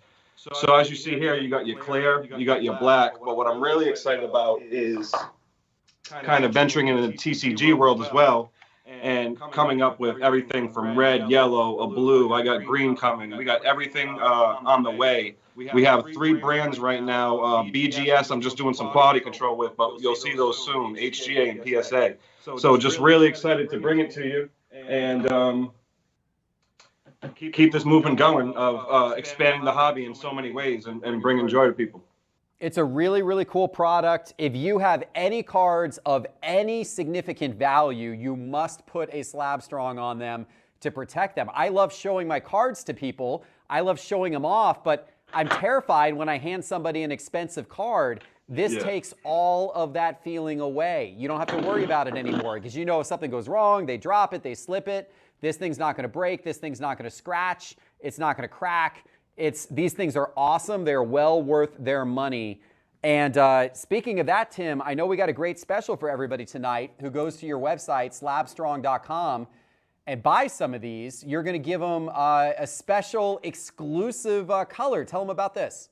Yeah, absolutely. So I figured, I looked through my colors, and I think I found the chasers for everyone. So I have a great manufacturer in Logan, Utah, and we decided, I let him know, I said, hey, I want to do something special. So he put a bunch of really, honestly, there's going to be 5 or less of each of these colors made. They might not ever get made again. So you're looking at somewhat like one of ones. But so essentially the chaser is going to be this marble look. So I hope that comes together on camera. But what you have here is essentially it looks like a white marble. So I got some of those. So if you go to my website tonight, and for the next 3 days, honestly, you can purchase 1, 3, or 10, purchase however many you like, but I'm going to sneak a special color in there for you. Like I said, there'll be less than 5 made of each color. So everyone is going to get something pretty unique. And what's beautiful is even the ones that I made 5 of, they're injection molded. So it's going to be awesome. I can never really make one specifically the same with the marble.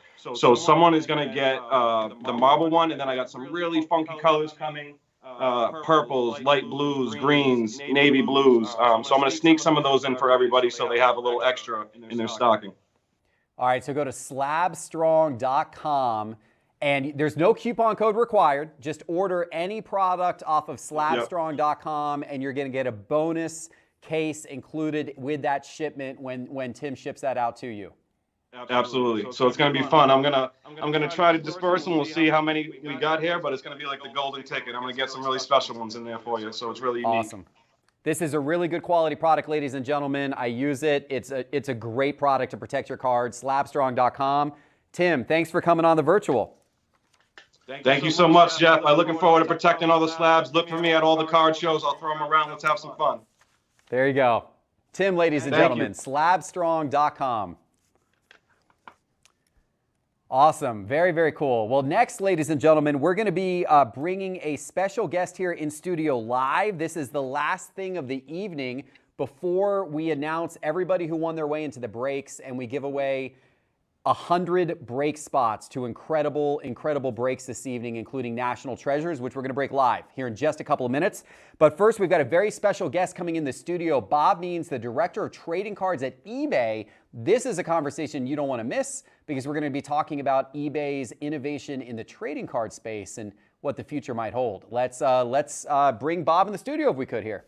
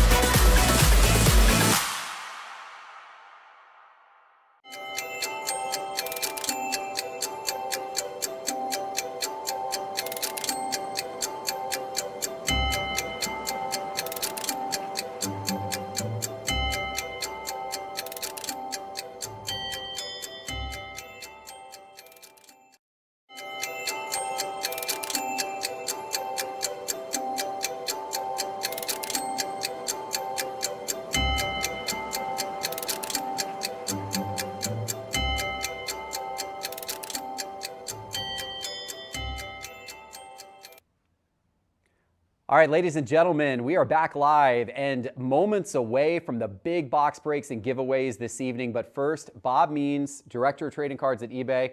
Welcome into the studio, Bob. Thanks for having me here. Absolutely. We're honored to have had eBay fly in Bob's case from California, just to come in for the virtual, just to be here in person with us. Yeah. And to have a quick conversation about what eBay has done this year. eBay has been, obviously, as you guys know, a huge leader in the trading card space. And we're getting Bob's mic connected in here real quick. We're good now. I think the world can hear you, Bob. I'm there. There you go. The All world right. can. We weren't trying to mute Bob. We were trying to have him on here. So it has been a big year for trading cards. Obviously, Bob, it's been a big few years for trading cards. But I know eBay this year, you guys have done a number of things to try to keep up with the boom that has occurred. What does that look like? Yeah, totally. You know, I do just want to jump on something really fast. Sure. First, it is great to be here in Atlanta. It's a lot of fun to be in your Appreciate in your studio. And I just want to say, you know, there's a saying out there that sometimes you don't want to see how the sausage is made. Mm-hmm. You got a great team out there. Thank you. We do have a great team. They are doing some exceptional stuff. But Thank you. Anyhow, I just had to say that. It's been a lot of fun to Thank watch you. this whole production go. It's really, really a great time. Okay, so what have we done for the year? Let me walk through some of them. You know, we launched the price guide and collection tool that we have. It's available on the eBay app, and collection is available on the desktop app as well. We made a change to our return policy. You can now have down to a 3-day return policy from 30 for most of the rest of the site. We've allowed our sellers to have a no return policy. They still have to have that 3-day window regardless, just in case something goes wrong, you send the wrong card, whatever, without affecting their top rated seller status. So that's been a great change. We made some changes to our auction policy. Bid retraction now has to be accepted by the seller of the auction. That has removed a lot of bad faith auctions, which are no good for the buyer, no good for the seller, specifically no good for the person that's actively trying to win something through auction. And auction is, of course, a differentiator for eBay. So we wanted to take that step. We talked about this a long time ago, but we added image scan for collectible card games so that you could scan a card and then make a listing really quick. And we've learned a lot from that, and that's been a great piece of tech. We want to keep expanding on it. So I personally am looking forward to the day when we've added sports cards to that, and non-sports trading cards to that. I think that'll be a lot of fun. And then a quick nod back to something we actually did a year ago, and I've talked about on the show as well. But for people that sell cards under $20, we have eBay Standard Envelope. It's a very economical way of getting some tracking attached to your purchases that, again, allows you as a seller to work towards a top-rated seller status. That's actually really a lot when you think about that in totality over the course of the year this year. That's a lot of changes. And I know a big company like eBay, with the type of volume you do through your website, Chris was telling me earlier, you guys do like a trading card a second. Yeah, I think right now we're at 130 cards per minute. Yeah, so it's actually two trading cards per second. That's Chris's math skills right there. Well, you know, it might have been my math skills when you know, but I mean, the volume is insane. So to think about how many trading cards are being sold through eBay every single day, and then so I know it makes implementing all these changes difficult and cumbersome. You guys have done a lot of them this year. Yeah, it's been a great year. The boom was big. You know, we see ourselves as the original and still the biggest, and we want to keep it that way. I will say this, and I think that this is important for your viewers. You know, the boom was exciting, and it literally happened about this time last year is when it really started to take off. And then, of course, the first quarter of this year was crazy. Yeah. And then the second quarter was still explosive, all things being considered, but started coming back down. But we're on year 6 of trading card growth. The collector base has just been expanding. And one of the things that I'm feeling really good about is after coming out of that boom period, we're super confident that there's more buyers. There's more people engaged with the space than there's ever been. So from our perspective, the market is stabilizing, I should say, but it's growing. So that's where we want it to be. Yeah, that's great. And what role do you think eBay plays in that growth? Well, clearly being a marketplace during COVID, we created a spot to continue this trading card business for people, right? When the shops were shutting down and people were staying inside their house, I think there was a lot of time for people to go look at, dig through their collections and start digging through the attic and looking through the basement and finding the boxes of cards they haven't looked for at a long time. So I think that helped bring a lot of inventory to life. But again, for us, when that happened, we had to be there and we had to be ready for it and we had to absorb it and then be able to turn it around, and we were. So we were really happy to be a part of it. It was just an exciting time to see growth at that level.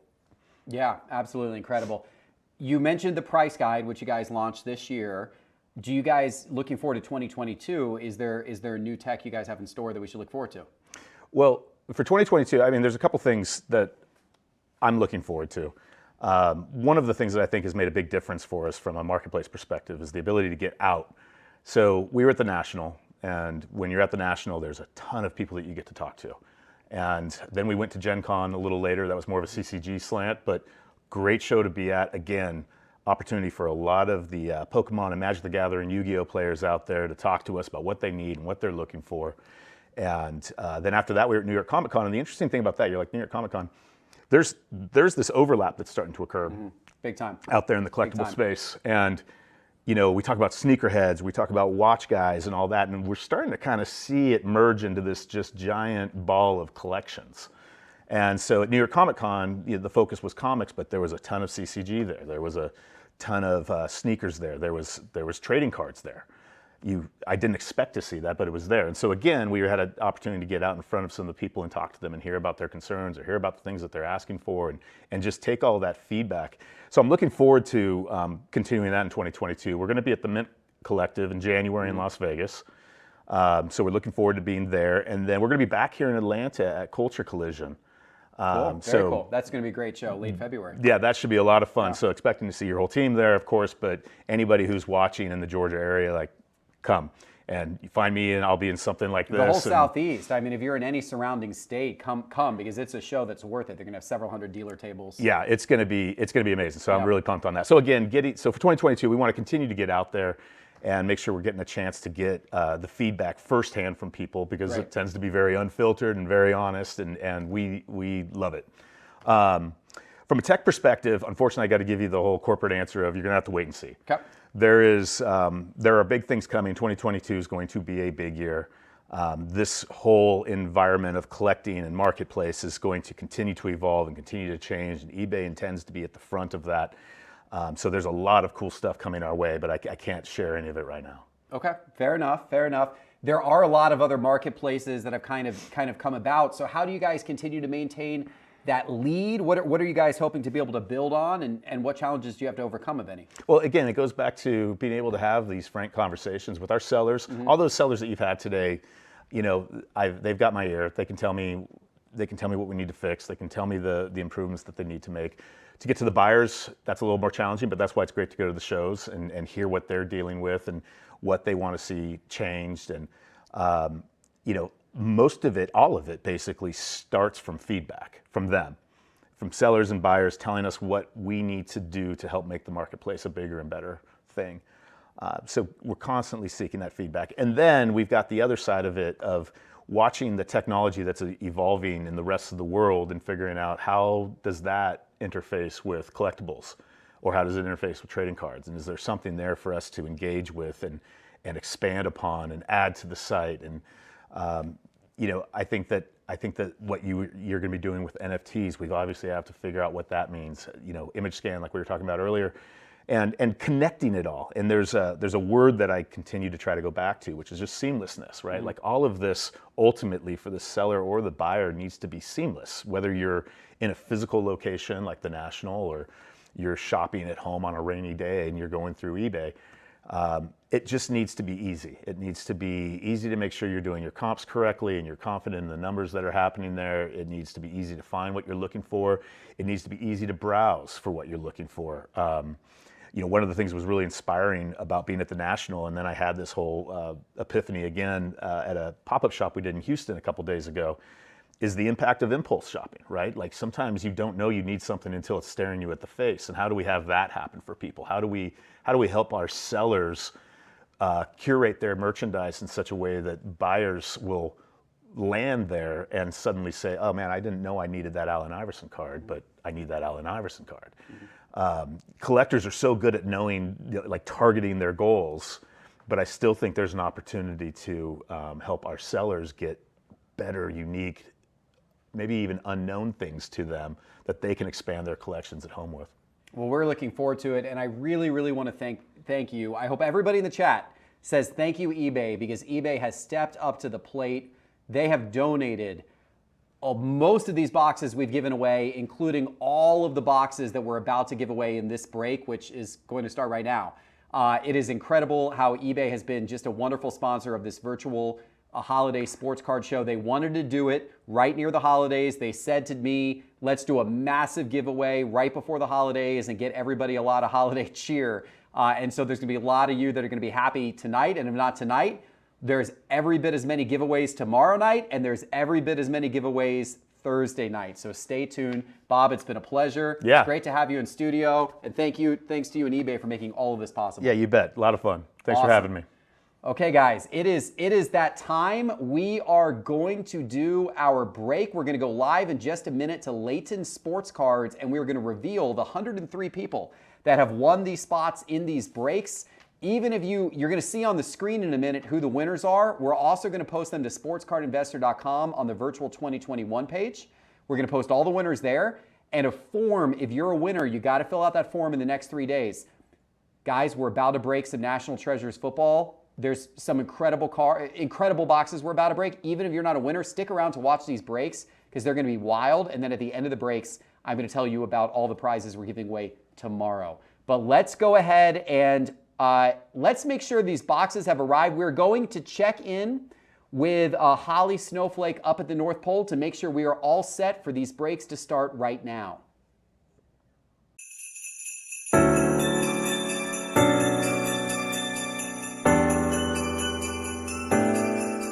Wow, Holly, are you okay? Oh yeah, Geoff. Everything's fine. The snow came down faster than we thought, causing all the gifts to stick to the assembly belt. Oh my gosh, that's not good. How were you able to get them off? Well, first, Tinsel tried using his blowtorch to melt the ice, but that just burned up a few of the presents. The replacement department was not too happy about that. Yeah, I'm sure. Yeah, and then Fluffy said we should try using industrial fans that just cause the icicles to break off at a faster speed than we thought. And they sort of blew into the tailoring department where they were making Santa's new suit. Let's just say razor sharp ice and polyester does not mix. Yeah, I wouldn't think so. So how did you get the presents free then? Well, we tried using butter, ice picks, and Jell-O, but none of that worked. Jell-O? Yeah, that was the new guy's idea. His name's Anthony Davis, not the brightest bulb in the tree, if you know what I mean. Plus, he's a Kentucky fan. Wildcats, more like Wild Flats, if you ask me. Get it? Okay, that's quite an adventure, Holly. Thanks for letting us know about that. Okay, so then we tried using hair dryers to, melt them all down, and that seemed to work for a bit, but then the water started going down the cords, and then, well, you can see what came of that. Okay, that's quite an adventure, Holly. Thanks for letting us know about that. Yeah, it really was, Geoff. But Doc said that I should feel my face in a few days, and Laden got their boxes, so I view this as a success. Well, Holly, that's good news that Laden got their boxes. That was the news that I was waiting to hear, and I know the audience was waiting to hear that as well. So, you know, despite all of that, thank you and the L's for making it happen, for getting it together, for the prompt delivery. This is going to be a huge giveaway tonight, so I'm so happy that the boxes are with Laden. No problem, Geoff. Can't wait to see you again tomorrow for the next giveaways. All right, so we are now going to go live down to the Orlando, Florida area to Laden Sports Cards World Headquarters, where they are going to do a free break for those of you who have been randomly selected tonight as the winners, from those of you who entered. And let's see, we're giving away a hobby box of 2021 Panini Select UFC, a hobby box of 2021 Topps Diamond Icons Baseball, a 2019 National Treasures Football hobby box. Wow, someone might hit a card tonight that could be worth thousands, tens of thousands if you hit the right card from that one. That's a huge one. And then also a 2020 Panini Obsidian Basketball hobby box. That is a big one as well. So we picked all of the winners randomly from everyone who entered the contest tonight. And Laden is about to show us who those winners are and break these boxes live. Stay tuned.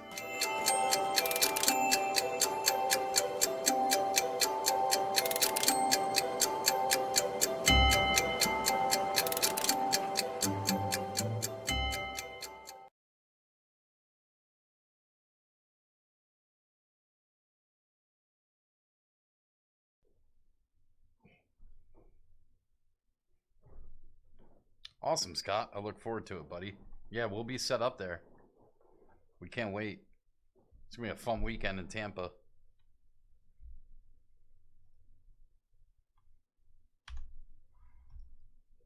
Alrighty, guys and gals, welcome to Laden Sports Cards. Thank you, everybody, for joining us from the virtual holiday sports card show. Thank you, Geoff, and everybody at Sports Card Investor and your entire team. You guys are awesome. Thank you to eBay, and thank you to the North Pole for bringing these amazing boxes right there, all the way down from the North Pole to Orlando, Florida, to our shop. Thank you so much.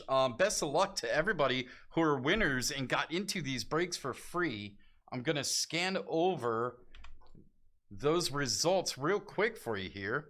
You got a random pack style box here of 2021 or 2020 Select UFC Hobby. There are your pack numbers. We'll pull those out.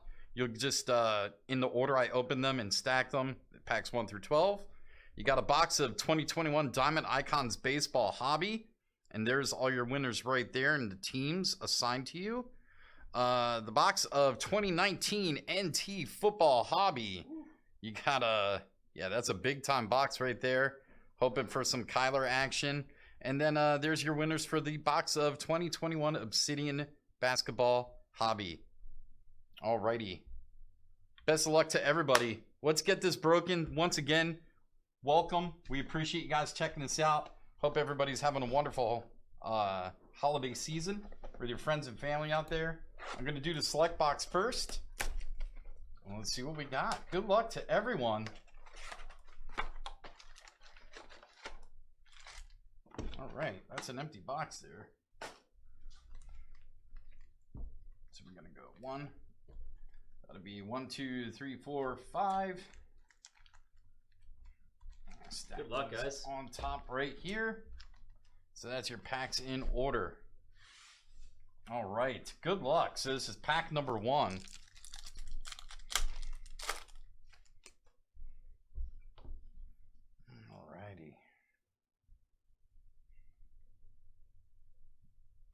So right in the first pack, number to 99.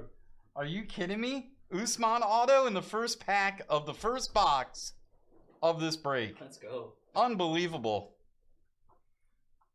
What a start. We'll mag that. Ha! Got a silver as well. That's the way to start, yeah. For Chaska. Crazy. Unreal. Unreal. Darren Till on the back. So that was pack 1.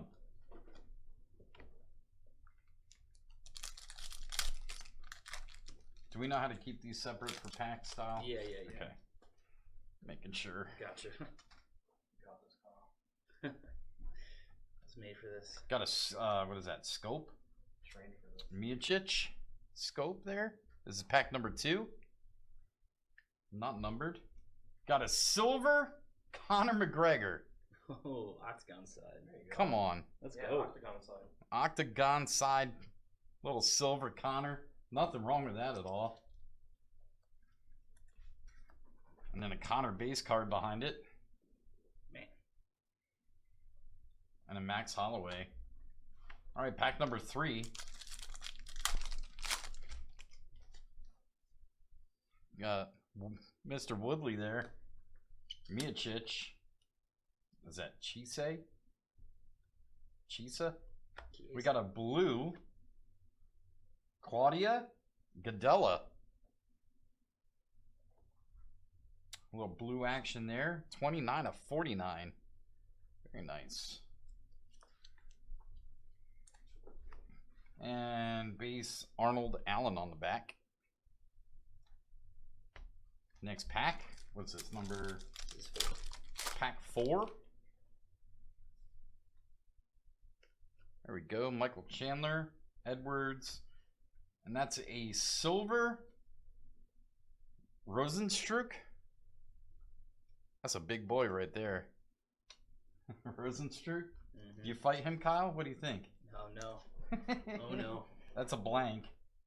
And we got a tie-dye. We've got a tie-dye. Numbered to 25. Peter Yan. Number to 25 tie-dye. Champ. Very nice.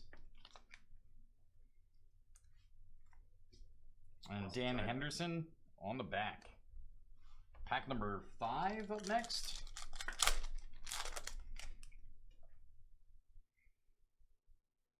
Andrade. Herrig. There he is. That's my boy. I like Nate Diaz.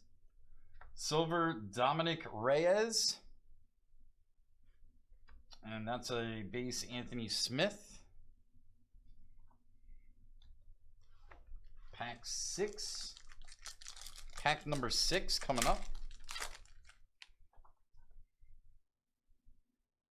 Cody. Got a red Derek Lewis. Red Derek Lewis there. Heavyweight. That is number to 99.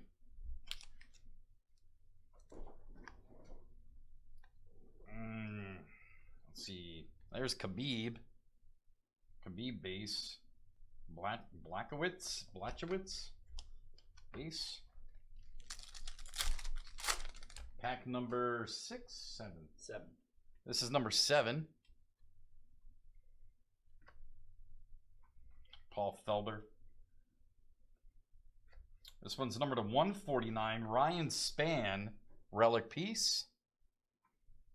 Always, whenever I pull a relic, I want to say jersey, and it's not a jersey Yeah, piece in this. definitely not jersey for them. No jerseys in this. Some pants. Yep.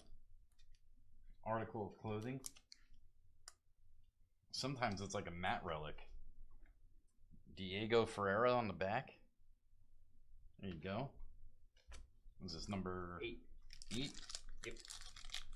Pack 8. Man, some of these are hard to open. Brock Lesnar. Nice. Red Zhang Willie. That one is also to 99. Nice hit. Let's see. Base Edgar and Cowboy Donald Cerrone. Pack 9. Brock Lesnar again. Benavidez. Got an insert phenomenon. Valentina Shevchenko. Didn't she just win something? I just heard her name. Cynthia Calvillo. That's a silver. And good old Chuck Liddell. Octagon side. Yeah, that's what I thought, Hangwire. Sungjung Volkanovski. Isn't that Brad's boy? Yeah. Thiago Santos, number to 149. Another relic piece there. Kyle, that's what you need, a giant sledgehammer Thor tattoo hammer on on my chest. right in the center of your chest. Yeah, I know, man. I'm working on it. Haven't found the right artist. Paul Felder, tricolor. There you go. Base again on the back. Pack 11. Amanda Nunez, St. Pierre, and to 25 in the same box. What? Are you kidding me? Let's go. Another Usman autographed tie-dye, 19 of 25. Let's go. Who got that? Boom. Man. Unbelievable. 2 Usman autos in the same box. That's insane. That's tie-dye. Unreal. So clean. Wow.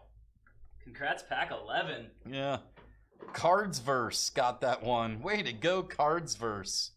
Holy moly. That's crazy. Whoop, wrong sleeve. We'll put that in a mag as well. What a box. And a silver Gastelum on the back. Crazy. Last pack. This is number 12. Insane box. Yeah, get a box cutter. I like that. Vieira, Khabib. That's a scope of Marlon Moraes. And what is that? Darren Till on the back. Okay, on to, we'll do 2021 Obsidian Basketball next. There we go. Good luck. Once again, thank you to eBay. Thank you to Santa and his helpers up at the North Pole for getting this down to us on time. Thank you to everybody at Sports Card Investor, Geoff and his entire crew. I've worked with a number of times. You guys are awesome. Can't wait to see you guys again. All right, we got a Josh Green rookie for Dallas.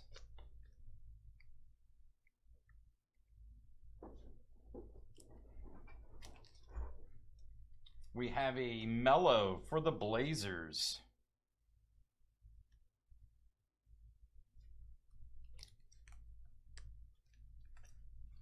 Got a Pascal Siakam. Not numbered. Raptors. And one and only, numbered to 50, Brian Scalabrine autograph for the Celtics, the GOAT.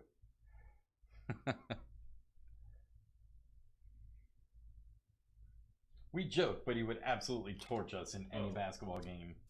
Any athletic event. Any athletic event whatsoever, actually. Number to 50 for the Rockets, autograph Eric Gordon going to Houston. There you go, Rockets. Well, nice one here. Got a beautiful orange Trae Young for the Hawks.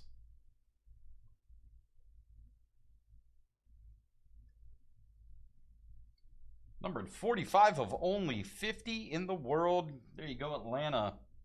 Congrats. Nice tray. And on the back, die cut. That's a pitch black Brad Beal for the Wizards, number to 35. Why is the camera not focusing? There we go. There you go, Wizards. Well, that's fun to sleeve.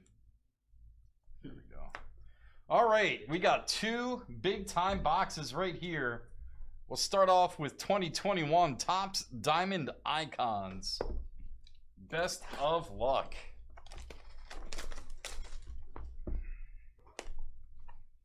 Here we go. I don't know if Geoff remembers, but we got to rip, what was it, a quad case of this? Or wasn't it a quad case or a dual case? Like that. It was a big one. It was a monster break of this product that we did at the National. Man, that was so much fun to do. We pulled some crazy hits out of that break. First up, going to the Oakland A's. That's a red parallel autograph, 1 of 5. Mark McGuire. Athletics for Nathan Parrish, 411. There you go, buddy. Big Mac. autograph dual relic. Is it both teams or just one? Nope, it's both. That's going to be a random.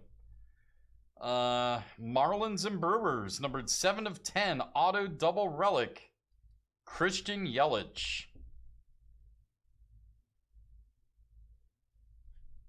So right here at the end, I'll roll a dice. 1, 2, 3 would be left, and 4, 5, 6 will be right. Once I'm done this pile, I'll roll dice, and then the winner will be left or right. After that, red. That's a beauty. Color match on the uniform. One of my favorite all-time players. 5 of 5, Pedro Martinez.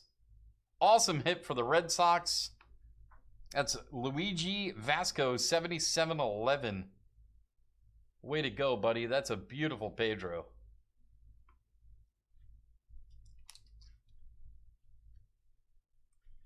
Oh, nice hit here. Auto. 1 of 10. Juan Soto for the Nationals. Going to Hank the Tank 008X. There you go, Hank. Hank the Tank. Hank the Tank. Getting that Soto. Way to go, buddy. Hey, David. What's up, buddy? Nice Soto there. Oh, look at this. Yeah. That patch. Wow. What a patch on that. 1 of 1. Logo patch auto. Tom Glavine for the Braves. Woo! Nice. Boom!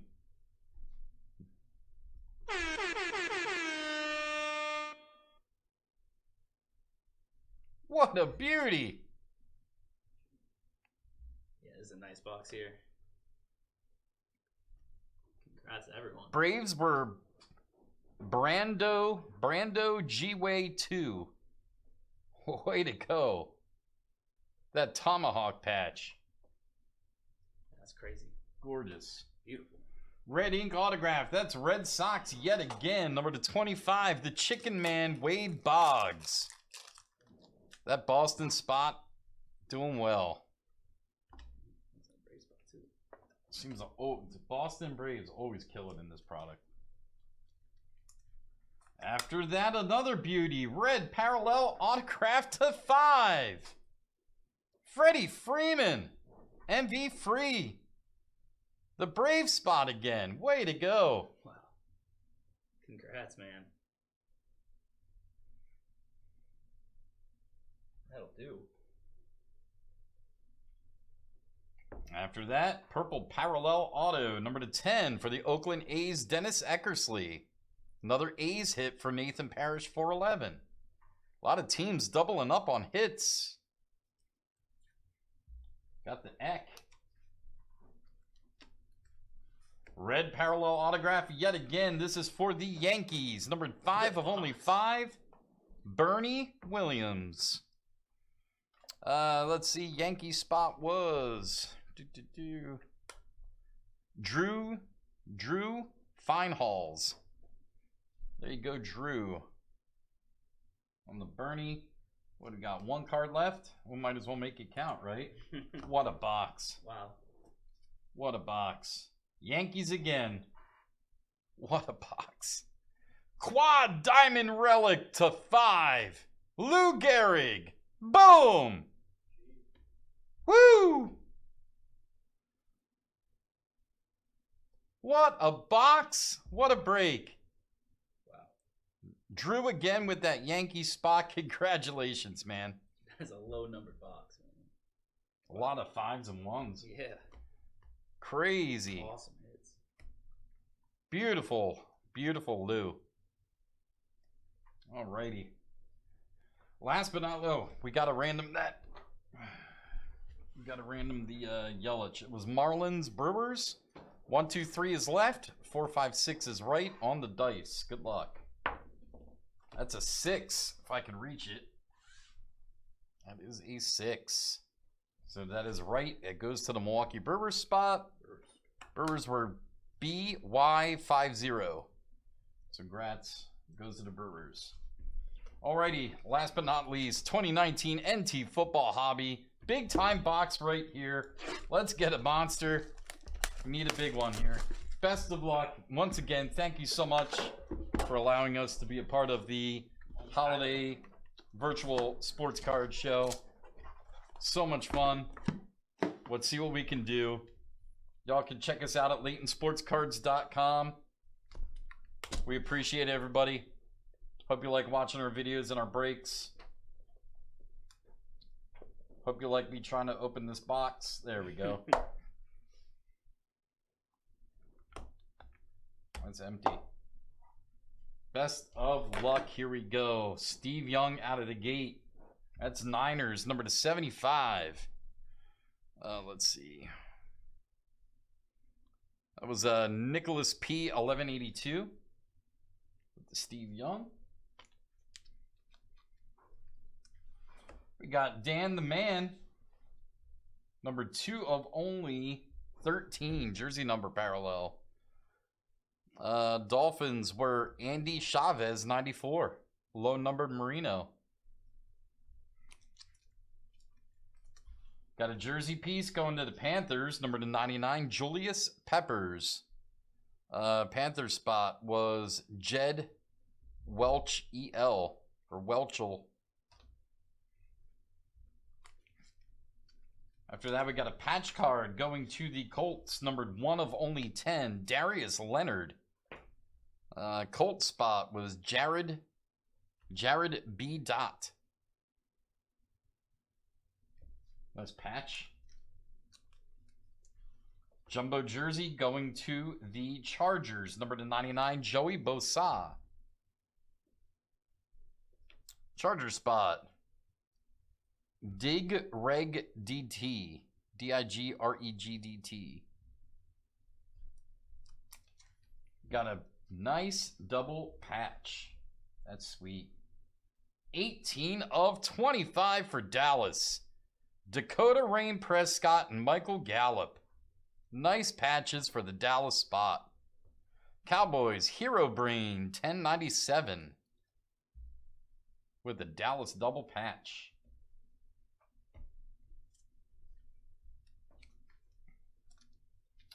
Next up, we have a rookie autograph. That is number to 99, Travion Williams, Bengals. Bengals spot was 57, Gio Perez. Travion Williams. Got another rookie autograph on card this time, triple relic. Number to 49. For the Lions, TJ Hawkinson. Congrats. Dude's a beast. I know they only won 1 game, but he can play. He's one of the very few bright spots to the Detroit season right now. Lions were, what is that? Raul? Pulido 86. Pulido 86. I need glasses. Shouldn't have said that out loud. Sarah heard that. Dual auto. After that, that is going to the Vikings. Number to 49, Warren Moon and John Randall. Never see Moon as a Viking. Congrats with the Minnesota spot. Vikings were. That's a cool card. Barker Scotty. Way to go, buddy. Sweet hit on the duel. Last but not least, we have been pulling Patriot quarterback hits all night long. That's going to the Patriots spot. That is the crossover RPA, number to 99, Jarrett Stidham. 4-color patch, rookie auto, crossover RPA. This is 2019. That would have been a really, really nice hit. Cool card, though, nonetheless. Patriots were Ron Mailjunk. There you go, Ron.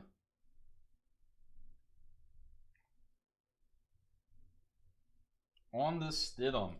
Brad pulled a monster Mac Jones right before you cut to us. We appreciate it, guys, gals. Thank you so much, everybody. Hope you had fun. Thank you to everybody at Sports Card Investor. Check out the Hits app as soon as you can, guys. Over on Sports Card Investor. We appreciate everybody. Thank you so much.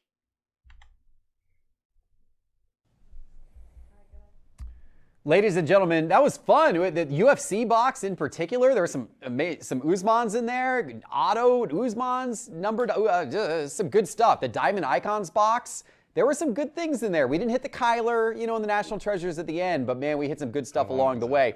But ladies and gentlemen, we are just getting started because tomorrow night we have another incredible selection of boxes and giveaways. And in fact, tomorrow we're giving away a box of National Treasures basketball. In fact, we're giving an entire box of National Treasures basketball away sealed tomorrow night. We're going to have a new giveaway link tomorrow that you're going to have to enter again. We have some incredible guests tomorrow night too. It all starts again at 8 p.m. tomorrow night on this YouTube channel with Steve Aoki, with Darren Rovell, with Panini, with Black Jaded Wolf, with Bleecker Trading, with Laura Don Diego, with Lootbox TV, with Daps, with Burbank Sports Cards, with Mojo Break, and that's just to name a few of the incredible guests that we have on the show tomorrow. It is going to be wild. The giveaways tomorrow are going to be sick, ladies and gentlemen. So if you didn't win anything today, or even if you did win something today, come back tomorrow because we're going to be giving away a ton more incredible stuff as the night goes on tomorrow. All right. Wanted to thank everyone who joined the show today. Card Collector 2, Comeback Card Investor, Women of the Hobby, Bench Clear Media, Basketball Card Fanatic, Laden, Jaspys, Mojo Break, Dynasty Breaks, Titan Cards, Top Shelf Breaks, Got Baseball Cards, D's Cards, Mealy Pops, Stand Up Displays, Slab Strong, and of course eBay.